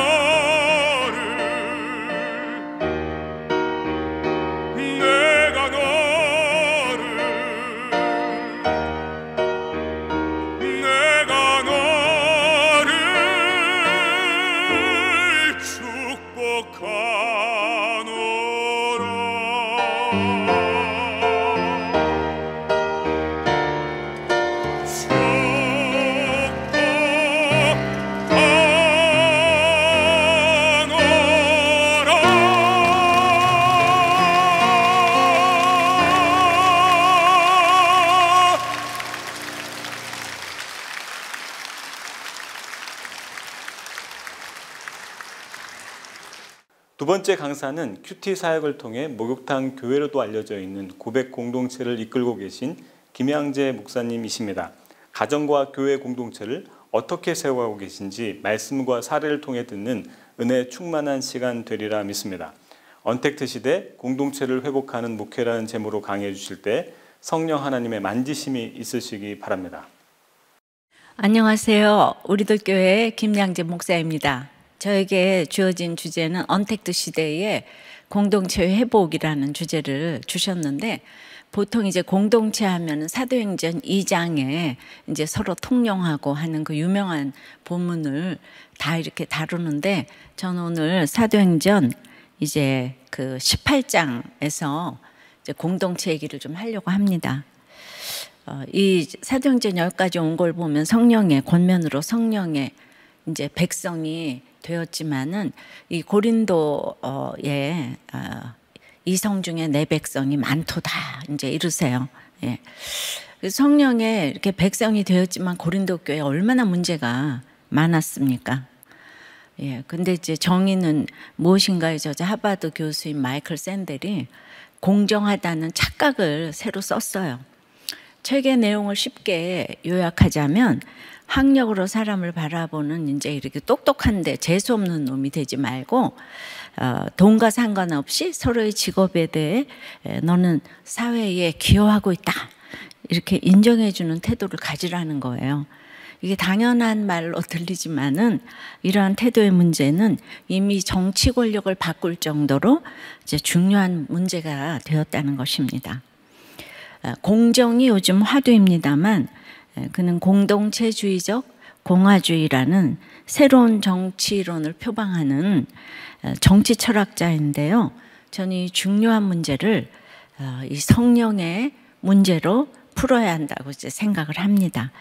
그래서 오늘 본문을 통해서 성령의 문제가 어떻게 성령의 공동체와 이렇게 연결이 되는가를 좀 생각해 보겠어요. 그러니까 이제 성령의 그 언택트 시대의 공동체가 회복되기 위해서는 이 성령의 공동체가 필요한데요. 굉장히 환상적으로 성령의 공동체가 아니라요. 오늘 이렇게 보면은 첫째로 일제히 일어나는 문제 가운데 이제 성령의 공동체가 될 수 있는 것이죠. 이제 8장 12절에 보면 갈리오가 아가야 총독되었을 때에 유대인이 일제히 일어나 바울을 대적하여 법정으로 데리고 가서, 그러니까 공동체도 그렇고 이 공정의 문제에 있어서 지도자는 참 중요합니다. 갈리오는 이제 로마 정계에 알려진 유명한 인물이었는데요. 그의 아버지도 유명한 작가이자 연살가였고 동생은 네로의 개인교사로 유명한 스토아 철학자 세네카였습니다. 그리고 로마의 속주 중에서는 아가야가 아주 경제적이나 문화적이나 정치적으로 이렇게 발달이 돼 있어서 전부 가고 싶어 하는 곳이었어요. 그러니까 갈리오는 이미 세상적으로 남부러울 곳이 없었던 사람인데, 그런데 전 세계를 지배했던 로마의 정치가와 장군들은 어떤 직책을 맡든 그것을 끝으로 여기지 않았어요. 다음 지위를 위한 준비 기간으로 여겼습니다. 그러니까 계속 이렇게 높아져 가야 하는 것이 세속적 가치관인 것 같아요. 로마 총독 정도 됐으면 거기서 이제 나는 이제 고만 성공해도 되겠다. 그럴 법한데 그런 게 없다는 거예요. 세계적으로 유명한 재벌 부부가 얼마 전 이혼을 했잖아요. 그런데 이혼의 이유로 든 것이 그들의 결혼에서 더 이상 성장을 기대할 수 없기 때문이라고 했습니다. 자, 인생의 목적이 행복이니까 결혼을 포함한 모든 것을 자신이 더 높아지고 나아지고 좋아지기 위한 수단으로 여깁니다. 아가야 총독으로 부임한 갈리오도 이렇게 마찬가지였어요. 그래서 1년 임기 동안 아가야를 아무 문제 없이 잘 관리해가지고 그 다음 도약을 위한 발판으로 이제 삼고 싶었을 것입니다. 근데 이제 AD 49년에 글라우디오 황제가 로마에서 유대인 추방령을 이제 내렸잖아요. 그 추방령 때문에 아굴라와 브리스길라도 로마를 떠날 수밖에 없었는데요. 그 유대인들은 어디로 가나, 지금도 그렇지만 돈을 잘 벌고 똑똑하니까 로마 정가에서도 이렇게 경계심이 있었어요. 지금도 그렇잖아요. 그런데 이 사람들이 그러니까 이제 경쟁 상대가 자기들끼리인 거예요. 그래서 늘 싸워서 문제를 일으키니까 이 로마 총독도 자기의 성공 가도에 골치가 이렇게 딱 아픈 거예요. 근데 이번에도 유대인들이 로마 총독의 힘을 입어서 또 일제히 들고 일어나 동족인 바울과 싸우자고 고소를 합니다. 그러면 이제 갈리오가 유대 총독이 되었을 때라고 했는데, 그때까지 기다린 것은 그럼 유대인인가요?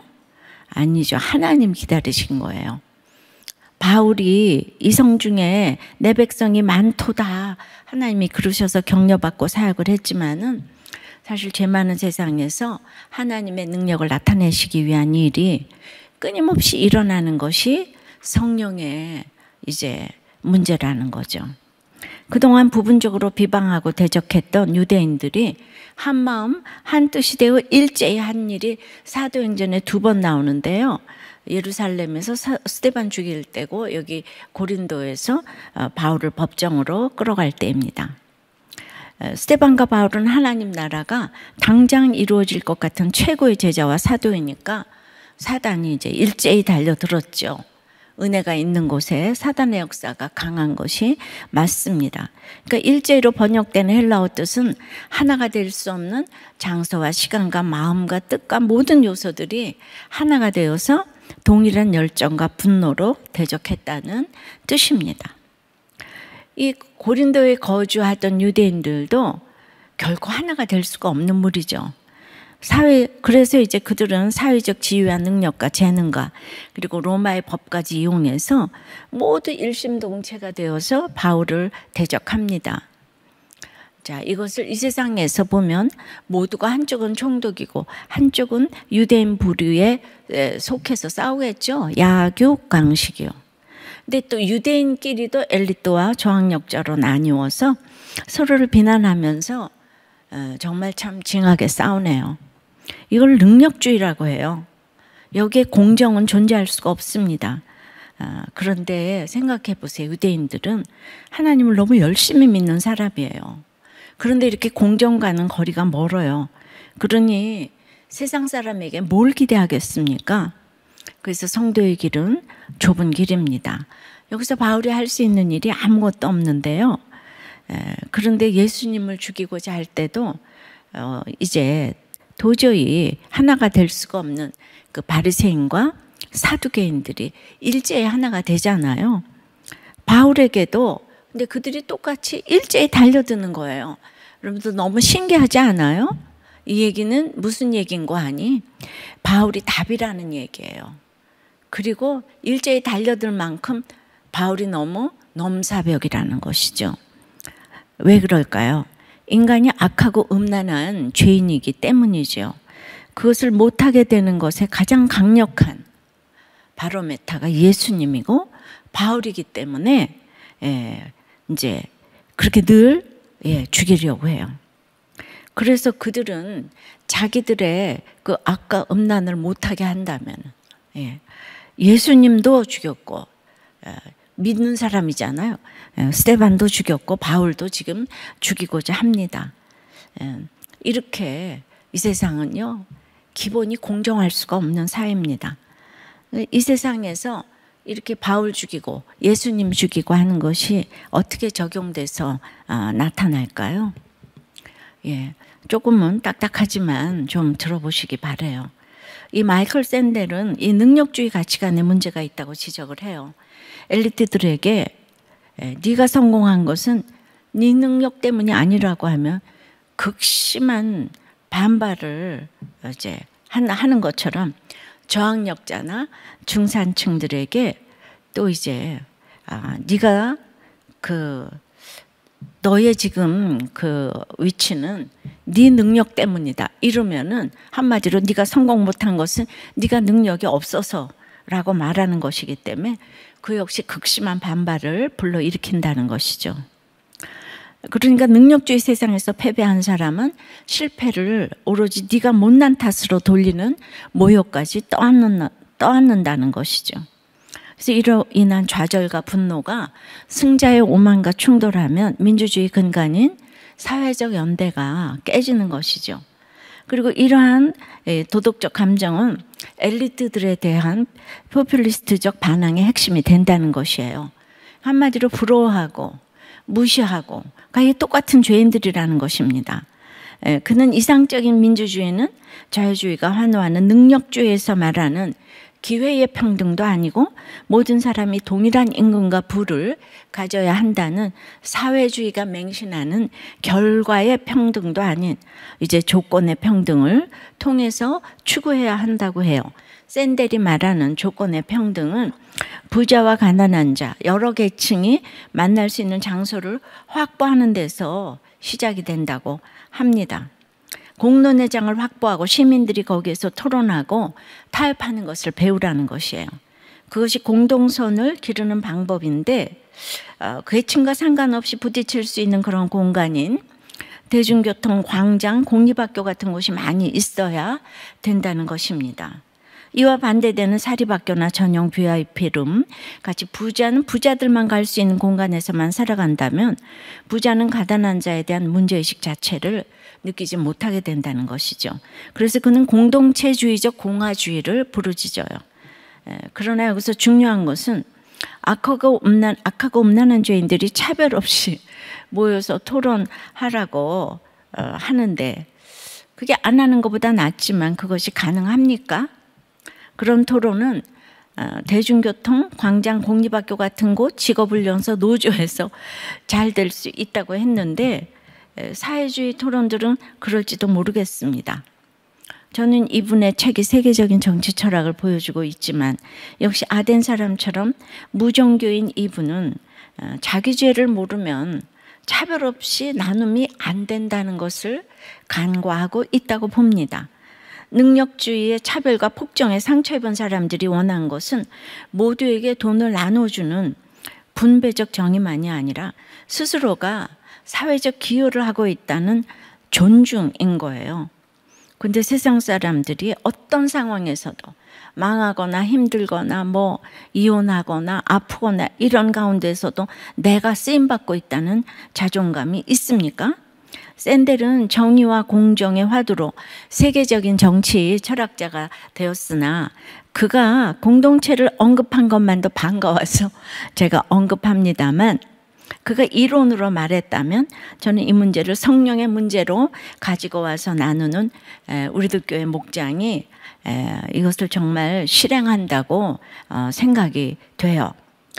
부자나 가난한 자도 또 배운 자 못 배운 자도 끝없는 문제가 일어나지만 같이 모여서 서로를 채우라며 죄인의 입장으로 나누게 되는 공동체가 이 땅에 있을까요? 예.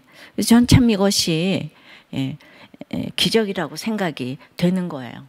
언택트 시대의 공동체의 회복이라고 그 주제가 있는데 지금 이 코로나 시대에 교회들이 많이 어렵잖아요.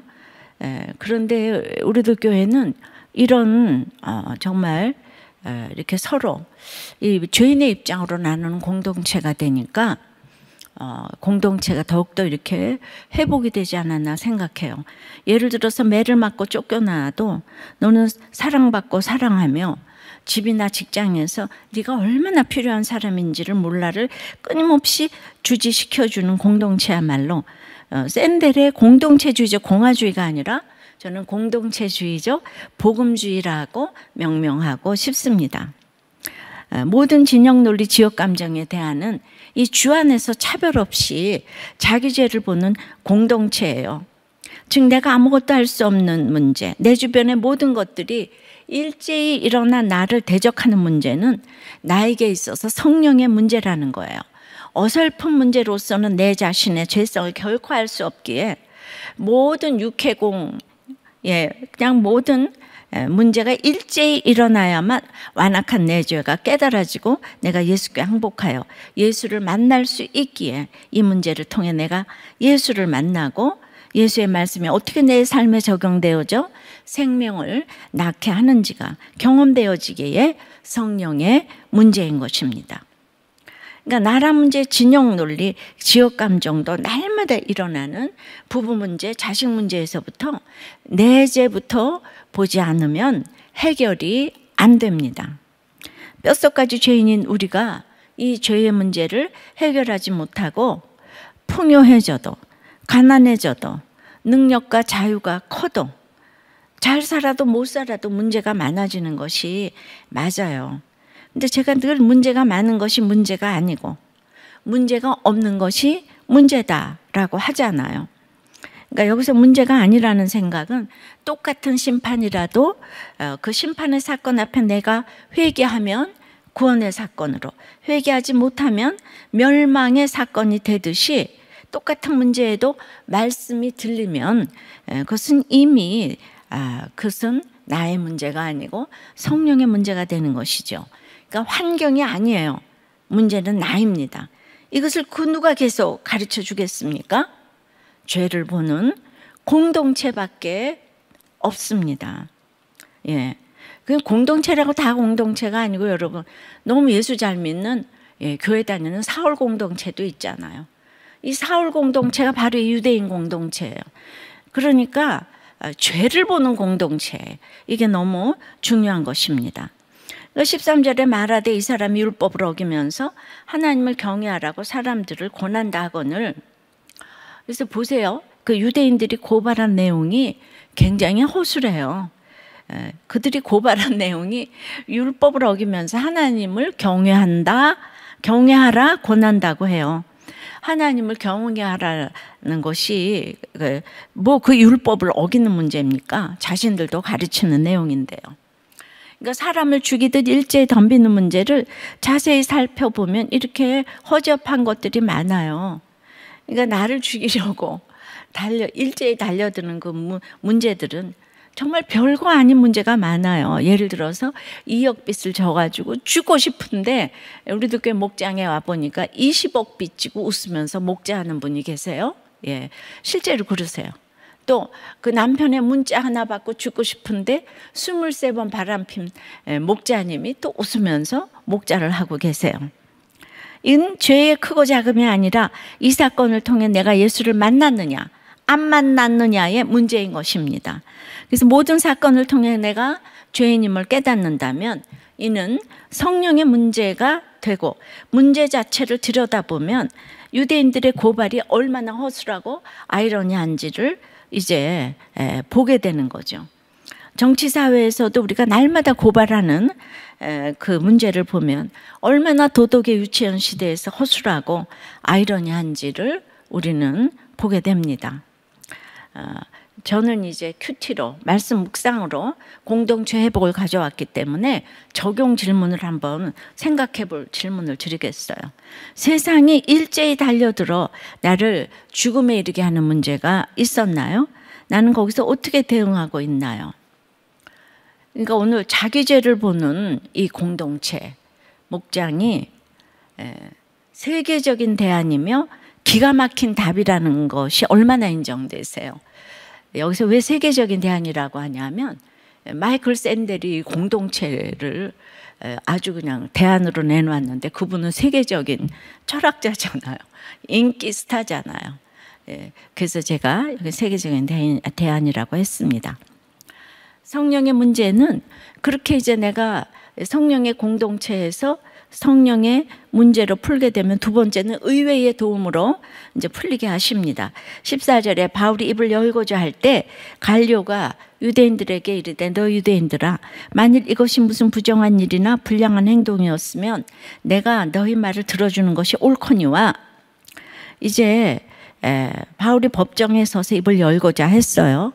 자신이 전도한 사람들 그리고 이제 곳곳에 세워진 교회들을 위해서 내가 지금 입을 열 때구나.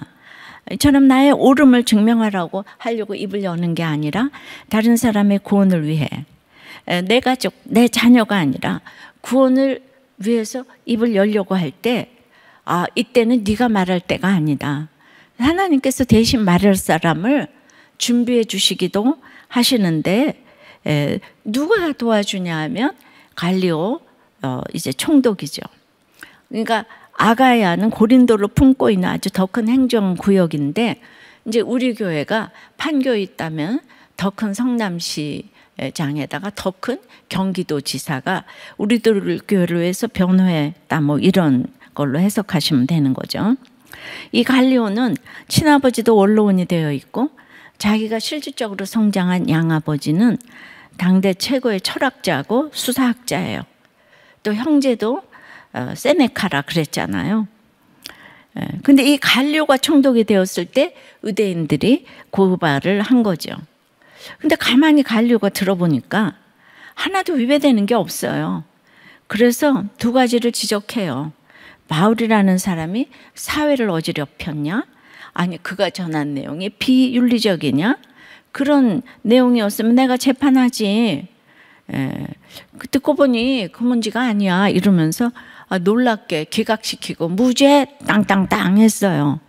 그러니까 이건 내가 재판할 건수가 안 된다. 그래서 이제 무죄로 판결이 났는데 그럼 여러분 이런 생각이 들잖아요.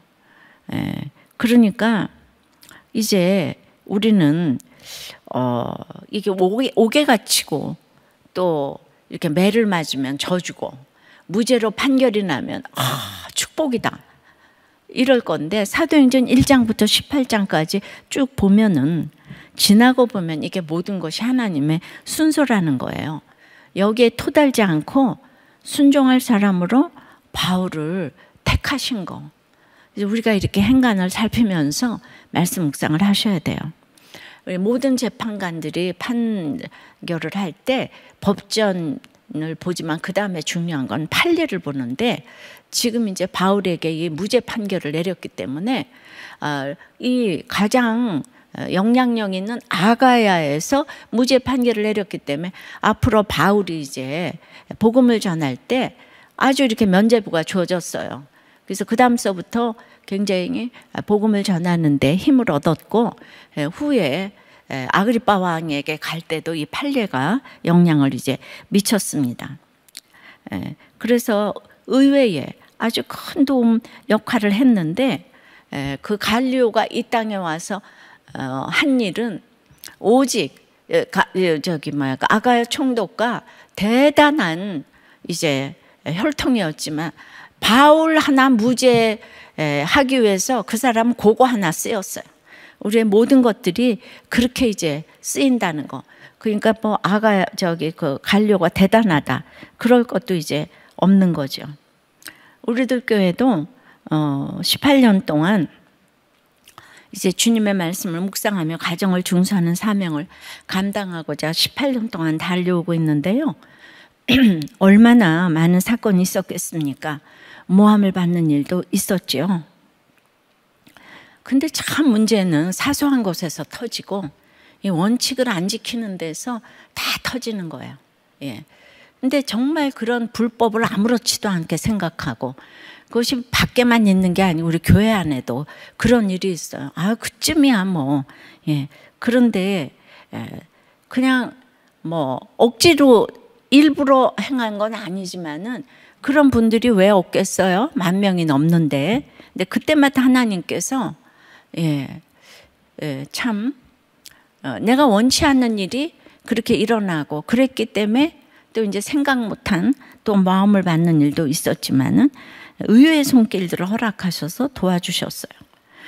그러니까 내 입을 닫는 것은 내 생각이 죽어질 때 가능하고 내 생각이 죽어지는 것은 이 시대의 순교이고 내 자아가 죽어지려면 우리는 성령 충만을 구해야 하는데 이 모든 나의 문제가 성령의 문제가 되기 위해서 이 성령의 공동체 너무나 중요합니다. 자기 죄를 보는 공동체에서 이게 모두 성령의 문제가 될 수 있더라고요.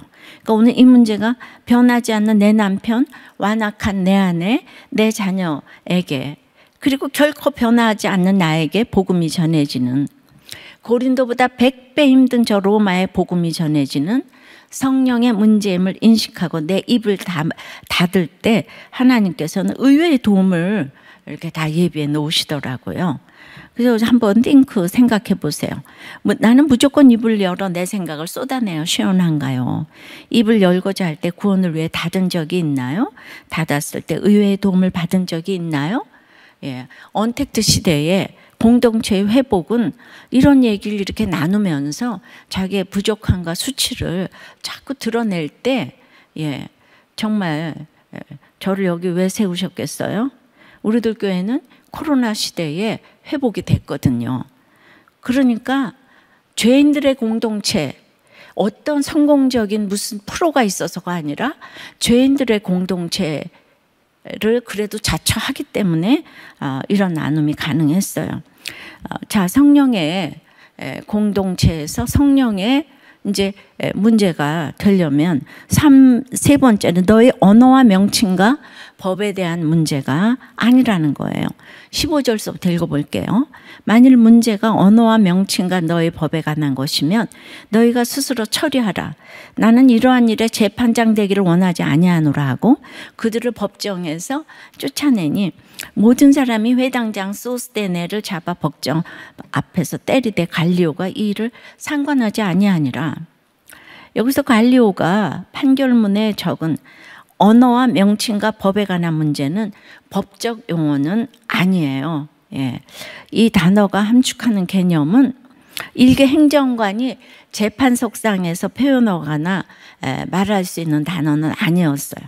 근데 갈리오가 아주 철학과 수사에게 능했기 때문에 이런 개념을 썼는데, 우리는 예수 믿는 사람은 이런 것보다 더 나가서 나에게 닥친 문제가 너희 언어와 명칭과 법의 문제라면 너희 문제가 되고, 이것을 아는 것이 성령의 문제인지 나의 문제인지 결정이 됩니다.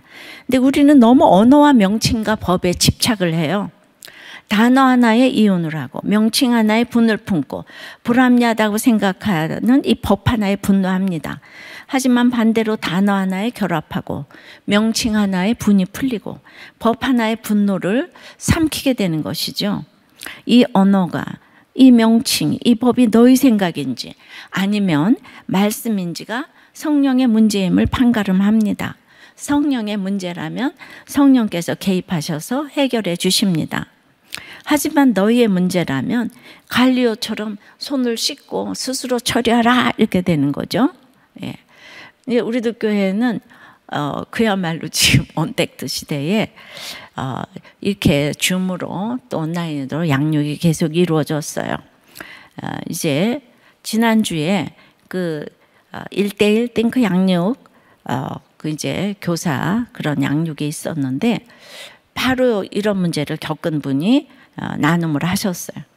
남편과 나의 구원을 위해 갑자기 일제히 달려드는 사건이 있었는데 남편의 오랜 조울증과 우울증으로 또 폭언, 폭행, 노래방과 도우미와의 바람 사건에 이제 더 이상 못 참겠다며 3년 전에 이혼 소송을 했었는데 그래서 그 남편의 정신과 선생님이 우리들 교회를 소개해 주셔서 오셔서 이제 이 가정이 회복이 됩니다.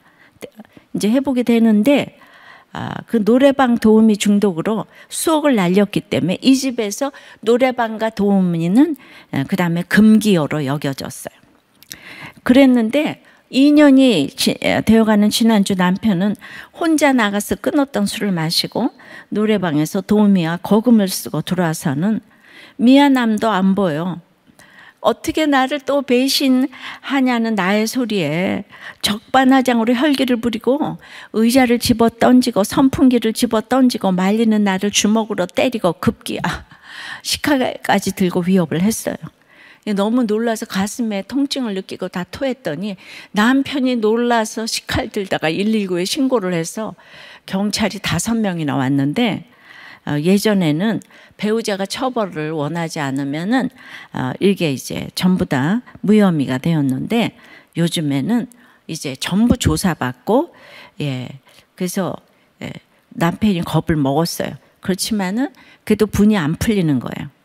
근데 지난주 성령 충만 양육을 받고 있는 중이라서 성령님이 믿음이 조금이라도 있는 네가 먼저 사과해라는 마음을 주셨어요. 그래서 감옥에 갇혀서 또 찬송한 바울과 실라처럼 용기 내어서 남편에게 내가 가정의 질서에 순종하지 못하고 잔소리해서 미안해요. 이렇게 사과를 하고 화해를 청하자 남편도 화가 풀려서 미안하다고 사과를 했답니다. 남편이 처벌을 하지 않는 것에 대해서 아주 고마워했답니다. 이 사건 이후에 남편은 이제 뭐가 달라졌냐면 이게 성령의 문제가 되면요. 뭐가 달라지냐면 진짜 그 띵크 1:1 양육 과제를 본인이 하기 시작한 거예요. 그리고 저의 신간 다 이유가 있습니다를 완독했어요. 그리고 이제 자기의 죄를 깊이 보기를 원했고 악어의 눈물이 아닌 진정한 회개의 눈물을 흘리고 싶다면서 회개의 은혜를 구하기 시작했다는 거예요. 신간만 다 읽었을 뿐만 아니라 사무엘 1권, 2권 그 한 사람 그럼에도 살리심 이것도 본인이 사서 읽고 이제 열심히 양육과제를 하겠다고 약속을 한 거예요. 이 띵크 양육 3수생인데 드디어 이제 이런 사건이 오니까 내 문제가 성령의 문제가 된 것이에요. 똑같은 사건이라도 누구에게는 죽을 일이고 누구에게는 구원의 사건이 된다고 하셨잖아요. 그런데 이 남편 집사는 옛날 갈리오 같은 가문의 자제분이었다고 하는 거죠. 그런데 여기서 이 부인이 아주 온몸이 피멍투성이가 되었지만은 여기서 내가 죄인임을 보게 하셨다는 거예요. 그러니까 이 죄인의 공동체가 언택트 시대에 공동체 회복을 가져오는 거예요. 그래서 먼저 사과하게 하셨잖아요. 그러니까 결국 이 남편이 아내를 폭행하고 경찰서까지 간 것은 금기어 딱 두 단어 노래방과 도움인 거예요. 아까 그 정말 언어와 명칭과 이제 법이 너희의 것이 되면은 이렇게 난리가 나고 언어로 폭발을 했고 정죄하며 탓하니까 다 부서지고 파괴되고 이혼할 뻔했잖아요. 그런데 너희의 언어가 아닌 말씀에서 듣고 배운 언어, 구원의 언어, 아내의 머리인 남편의 질서에 또 가정 질서에 순종하지 못하고 내가 잔소리해서 미안하다고 사과를 하니까 너희의 언어와 명칭과 법, 이 너희의 문제에서 성령의 언어와 명칭과 법으로 말하니까 성령의 문제로 성령께서 개입하셔서 이분은 절대로 책을 읽는 사람이 아니었는데 기적이 일어나서 정말 그러니까 우리 삶이 다 이유가 있잖아요. 정말 내 삶의 결론인 거예요. 예배 생활이 회복되지 않으니까 이 금기어를 또 이제 쓴 거죠. 이제 책을 단번에 읽고 양육 숙제를 하고 예배 녹취를 하고 성령의 공동체에서 성령의 문제가 됐습니다. 여기서 또 생각할 수 있는 것은 갈리오는 바울을 도우려는 착한 사람이 아니고요. 그냥 성공하고 싶어하는 사람 이상도 이하도 아니에요. 왜냐하면 17절에 그 회당장 소스테네를 법정 앞에서 유대인이 때려도요. 상관하지 않는 아주 세상적인 사람이었어요. 근데 이런 사람도 이 문제가 너희의 문제인지 우리의 문제인지는 분별할 줄 아는 상식적인 사람이었어요. 이 문제가 로마의 문제였다면 아주 온 힘을 다해 도왔을 거예요. 그러면 갈리오는 착한 사람이고 뭐 그렇게 됩니까? 또 소스테네도 바울의 아픔에 함께 동참했다기보다는 그 회당장 그리스보가 회당장이 되어서 예수께로 이사 갔거든요. 그러니까 이제 그 다음에 소스테네가 회당장이 되어서 바울을 유대인들과 같이 고소했다가 무죄가 되니까 동족 유대인들이 캡틴을 그냥 두들겨 팼죠, 법정에서. 그러니까 그의 문제가 두들겨 맞으니까 성령의 문제가 되게 하셨습니다.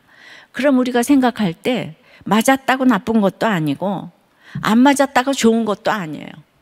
이분은 맞았기 때문에 이제 고린도전서 1장 1절에 보면은 바울의 최고의 동력자가 되고 고린도 교회의 네 번째 감독이 되는 거예요.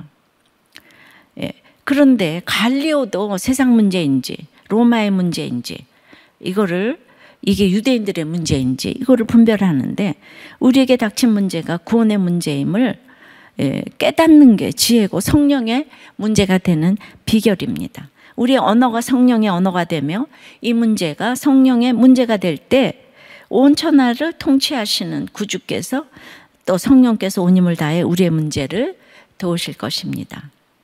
너무 억울하죠. 아니 이 와이프가 식칼 들고 덤비는 남편 노래방 가서 수억에 돈을 썼는데 어떻게 나 때문에 수고한다. 가정의 질서인 남편에게 순종하지 못해서 미안하다. 이게 옳고 그름의 문제예요? 이게 공정합니까? 부부간에도 공정할 수 없어요. 부모 자식 간에도 죄를 못 보는 사람들은 절대로 공정할 수 없어요.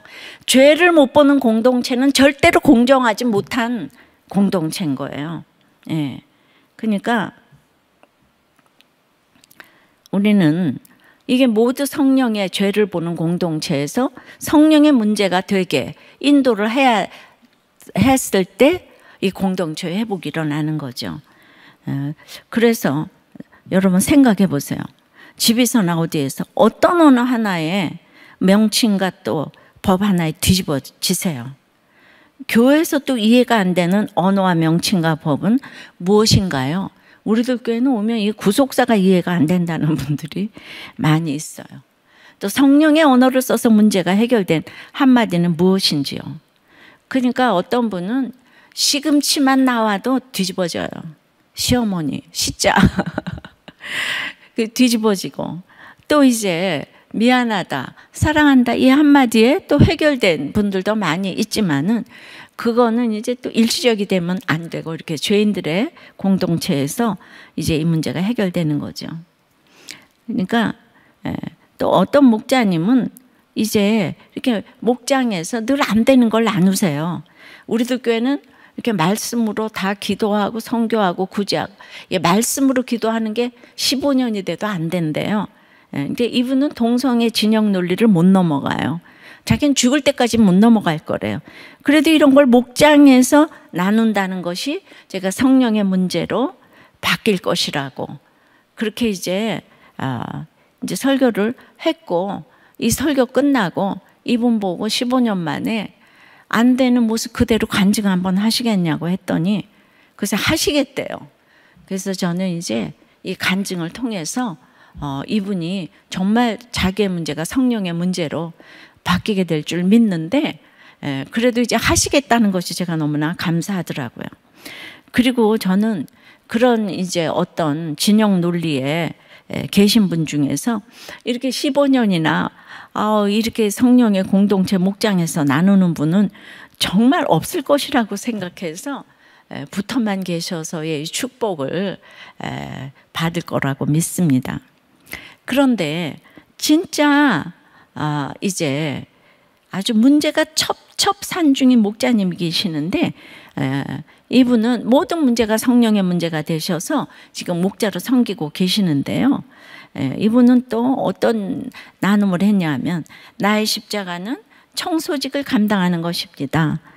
띵크 1:1 양육자로 섬기는데 동반자들과의 삶과 많은 차이가 있음을 봅니다.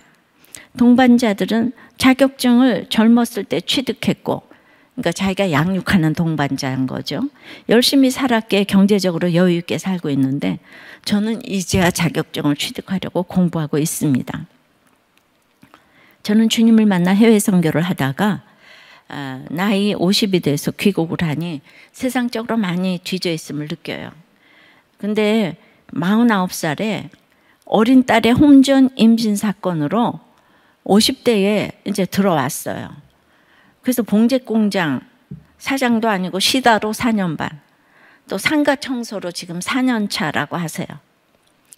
그러면 이제 이분은 내가 선교를 50까지 했는데 나한테 왜 이런 일을 주시는가? 얼마나 이게 하나님이 계시다면 그럴 수 있어요? 내가 세상에서 놀았어요? 주의를 했잖아요. 이게 우리의 문제 아니겠습니까? 그러나 바울에게 어떤 역할을 주셔도 그냥 토달지 않고 순종하는 것이 성령의 문제가 되는 거라 그랬잖아요.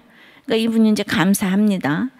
이 딸에게 두 아들 주시고 또 집도 주셔서 감사하고 또 저에게도 집도 주시고 목자를 불러주시고 또 장모님도 모시게 해주셔서 감사하고 우리들 께 왔을 땐 제 얼굴이 춥고 어두웠는데 지금은 밝고 환히 빛나고 있다고 생각합니다. 매주일마다 손자들이 저희 집에 오는데 목욕탕에 손자들을 데리고 가는 것이 또 큰 기쁨과 감사예요. 그런데 그렇게 이제 사위가 삐딱선 탔잖아요. 혼전 임신했던. 그 사위가 와서 손자들을 데리고 갔는데 무심했던 사위가 손자들을 찾으니 감사하고 또 딸 2년간 가출하고 돈도 주지 않는 남편의 전화에 남편 생일에 치킨을 선물로 카톡으로 쏘았다고 해서 또 감사하고 2년간 사위가 이혼을 원했는데 이혼하겠다는 의지가 느슨해져서 감사하고 딸도 이혼을 당할지언정 자기가 이혼하고 싶지 않다고 해서 또 감사하고 아내가 딸과 통화를 했는데 딸과 사위 관계가 그렇게 나쁘지 않은 것으로 생각돼서 감사가 되고 여러분 이야말로 이게 성령의 문제 아니겠습니까? 바로 이런 나눔이 매주일 목장에서 울려 퍼지니 모두들 차별 없이 나누고 진영 논리와 지역 감정과 부자와 빈자의 문제가 해결되는 공정한 이곳이야말로 죄인들의 공동체, 성령의 공동체. 그래서 공동체의 회복이 언택트 시대에 정말 일어나야 되는 그 목장의 모습이 아닐까 생각합니다. 바로 이것이 여러분 기적이 아니겠습니까? 그러니까 말씀 묵상의 꽃은 적용이고 적용의 결론은 영혼 구원이에요.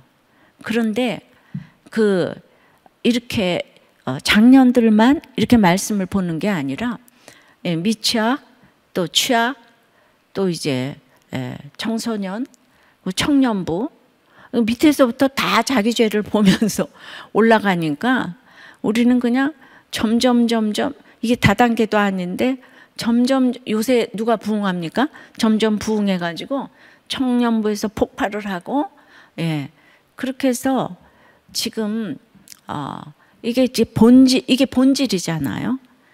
본질에 충실을 하니까 저절로 부흥이 이루어졌다고 생각이 되는 거예요.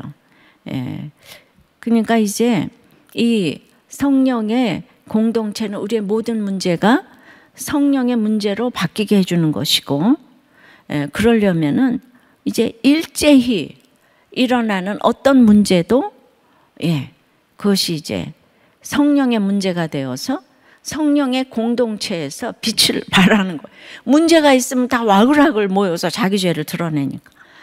그러면 거기 있던 아까도 말했지만은 2억 때문에 자살하고 싶은데 뭐 그 정도 가지고 그러냐.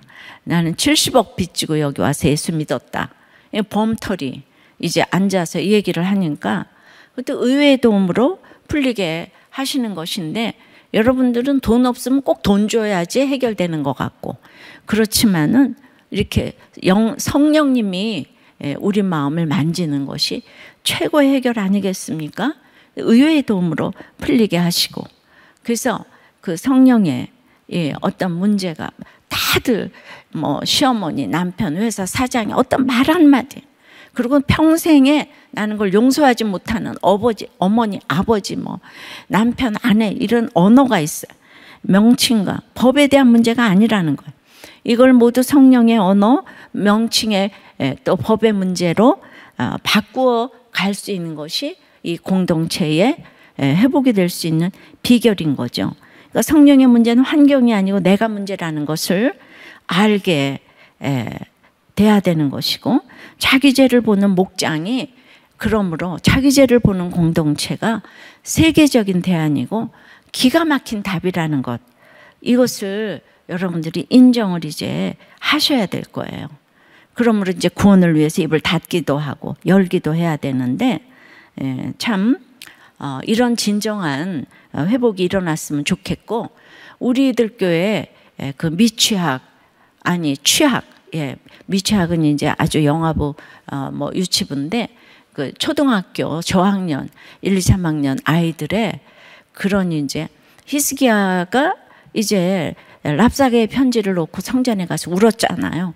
그런 말씀을 묵상하고 왜 울었냐고 이 저기 말씀을 듣고, 그럼 애들이 취학부 큐티 페스티벌에서 뭐 때문에 내가 울었다고 애들이 쫙 나와서 하는 그 적용 간증의 영상을 잠시 보시고, 참 이렇게 아이들이 큐티를 하면서 이런 진짜 언택트 시대에 자기가 죄인인 거를 아니까 그것이 영원 구원으로 이제 나가더라고요.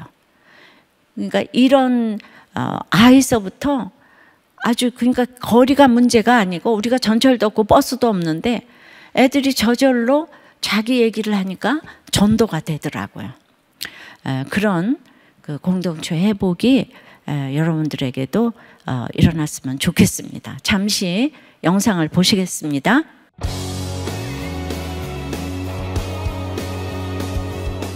하나님의 도움을 정말 간절히 바라는 친구들만 나와서 무릎 꿇으세요. 무릎 꿇으세요. 선생님들도 같이 나오세요. 정말 기도하고 싶은 친구들만 나오세요. 무릎 꿇으세요. 주시옵소서. 하나님 아버지, 눈물을 닦아주시고, 오늘 기도하면서 눈물 흘렸다 앞으로 나오세요. 앞에 올라가 쫙 서. 자, 앞으로 올라가서 쫙 쓰세요. 앞에 보고 쓰세요. 앞에 보고. 흘렸어요. 다 보면 알아요. 진짜 흘린지 아닌지 다 보면 알아요. 할아버지가 교회를 안 다니셔요. 그리고 작은 아빠도 교회를 안 다니셔서 그런 불쌍한 분들을 구원해 주시라고 기도했어요. 와. 학교에서도 친구들이랑 내가 화나면 친구들 데려가고 영경이 엄마도 울고 형아는 울고 저도 울고 아빠는 큰할머니하고 큰할아버지가 하나님 안 믿는데 이제 곧 돌아가시려고 그러는데 하나님 빨리 믿고. 자, 보미는 어떤 거 기도할 때 눈물이 나? 할아버지가 이혼하셨어요. 아이고 그랬구나. 마음이 아프겠구나. 보미야. 그리고 외삼촌도 교회 안 다니세요. 아빠가요 저를 많이 놀리거든요. 그래서요 그 기도를 했더니 울고 싶어졌어요. 그랬구나. 저희 아빠가 구원받지 않았어요. 아빠가 무서운데 예수님도 안 믿어서 아빠한테 다가가서 같이 예수님 있다고 할 용기를 달라고. 아빠가 예수님을 믿긴 믿는데 혼날 때 뺨을 막 때리는 거예요. 종아리도 막 때리고. 그래가지고 아빠한테 싫다고 하지 말라고 할 용기 좀 달라고 했어요. 예수님한테 그거 도둑질 그거 맨날 도둑질하다가요 그 마트에서 하지 않는다고 기도했는데 예수님 나를 사랑해 주시는데 실망스케 들어서 울었어요. 아빠가 의사신데요. 엄마랑 많이 싸우세요. 그리고 어제 집에 안 들어오셨어요. 그리고 아빠가 아직 예수님을 믿지 않아서 많이 슬펐어요. 엄마랑 따라 살아가지고 보고 싶고 엄마가 예수 안 믿었어요. 집에 돈이 넉넉하지 않아서 분당에서 여기까지 이사하고 학원도 다니다가 끊이고 그리고 오빠가 가출해서 그렇게 했어요. 저희 아빠가 교회 못 가게 해요. 아빠 없을 때 집에 없을 때만 나와요. 그랬구나.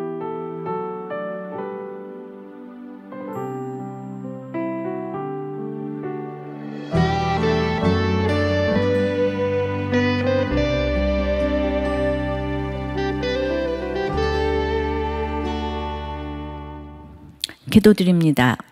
주님, 이 세상에 문제가 끊임없이 쏟아져 옵니다. 악하고 음란한 세상에서 예수를 믿는다고 문제가 없겠습니까? 그렇게 일제히 달려드는 문제가 나를 거룩해 하고 성령의 문제가 되게 하신다고 말씀하시는데 그것은 내 힘으로 안 되고 죄인들의 공동체에서 그렇게 이제 깨닫게 해주신다고 하십니다. 이것이 참 쉬운 일 같지만은 우리는 모두 언택트 시대에 어떻게 부흥되는가를 다들 이제 연구하지만 정말 죄인들의 공동체가 그 답인 것 알려주시니 너무 감사합니다.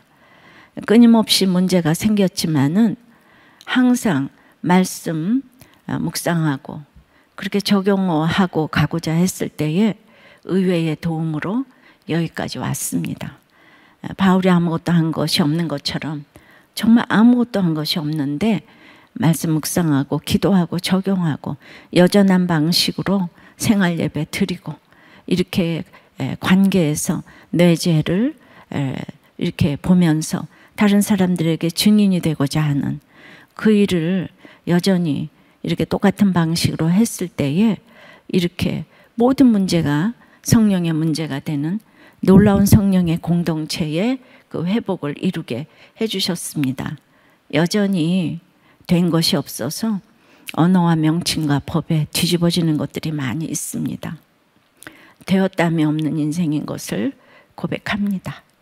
그래서 그 모든 언어와 명칭과 법이 성령의 언어와 명칭과 법이 되어서 다 품어야 하는데 너무나도 부족한 것을 주님 앞에 고백하오니 천국 가는 그날까지 이 세상의 모든 언어와 명칭과 법을 품을 수 있도록 주님 역사하여 주시옵시고, 또 이 강의를 듣는 많은 목사님들, 사역자님들이 언택트 시대에 공동체 회복이 일어날 수 있도록 죄를 보며 참으로 그 안에서 회복이 되며, 본인부터 회복이 될 때 여러분들이 몸담고 있는 모든 공동체가 회복될 줄 믿습니다.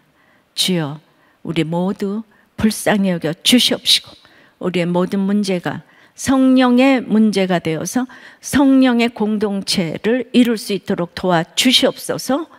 예수 그리스도 이름으로 기도드리옵나이다. 아멘.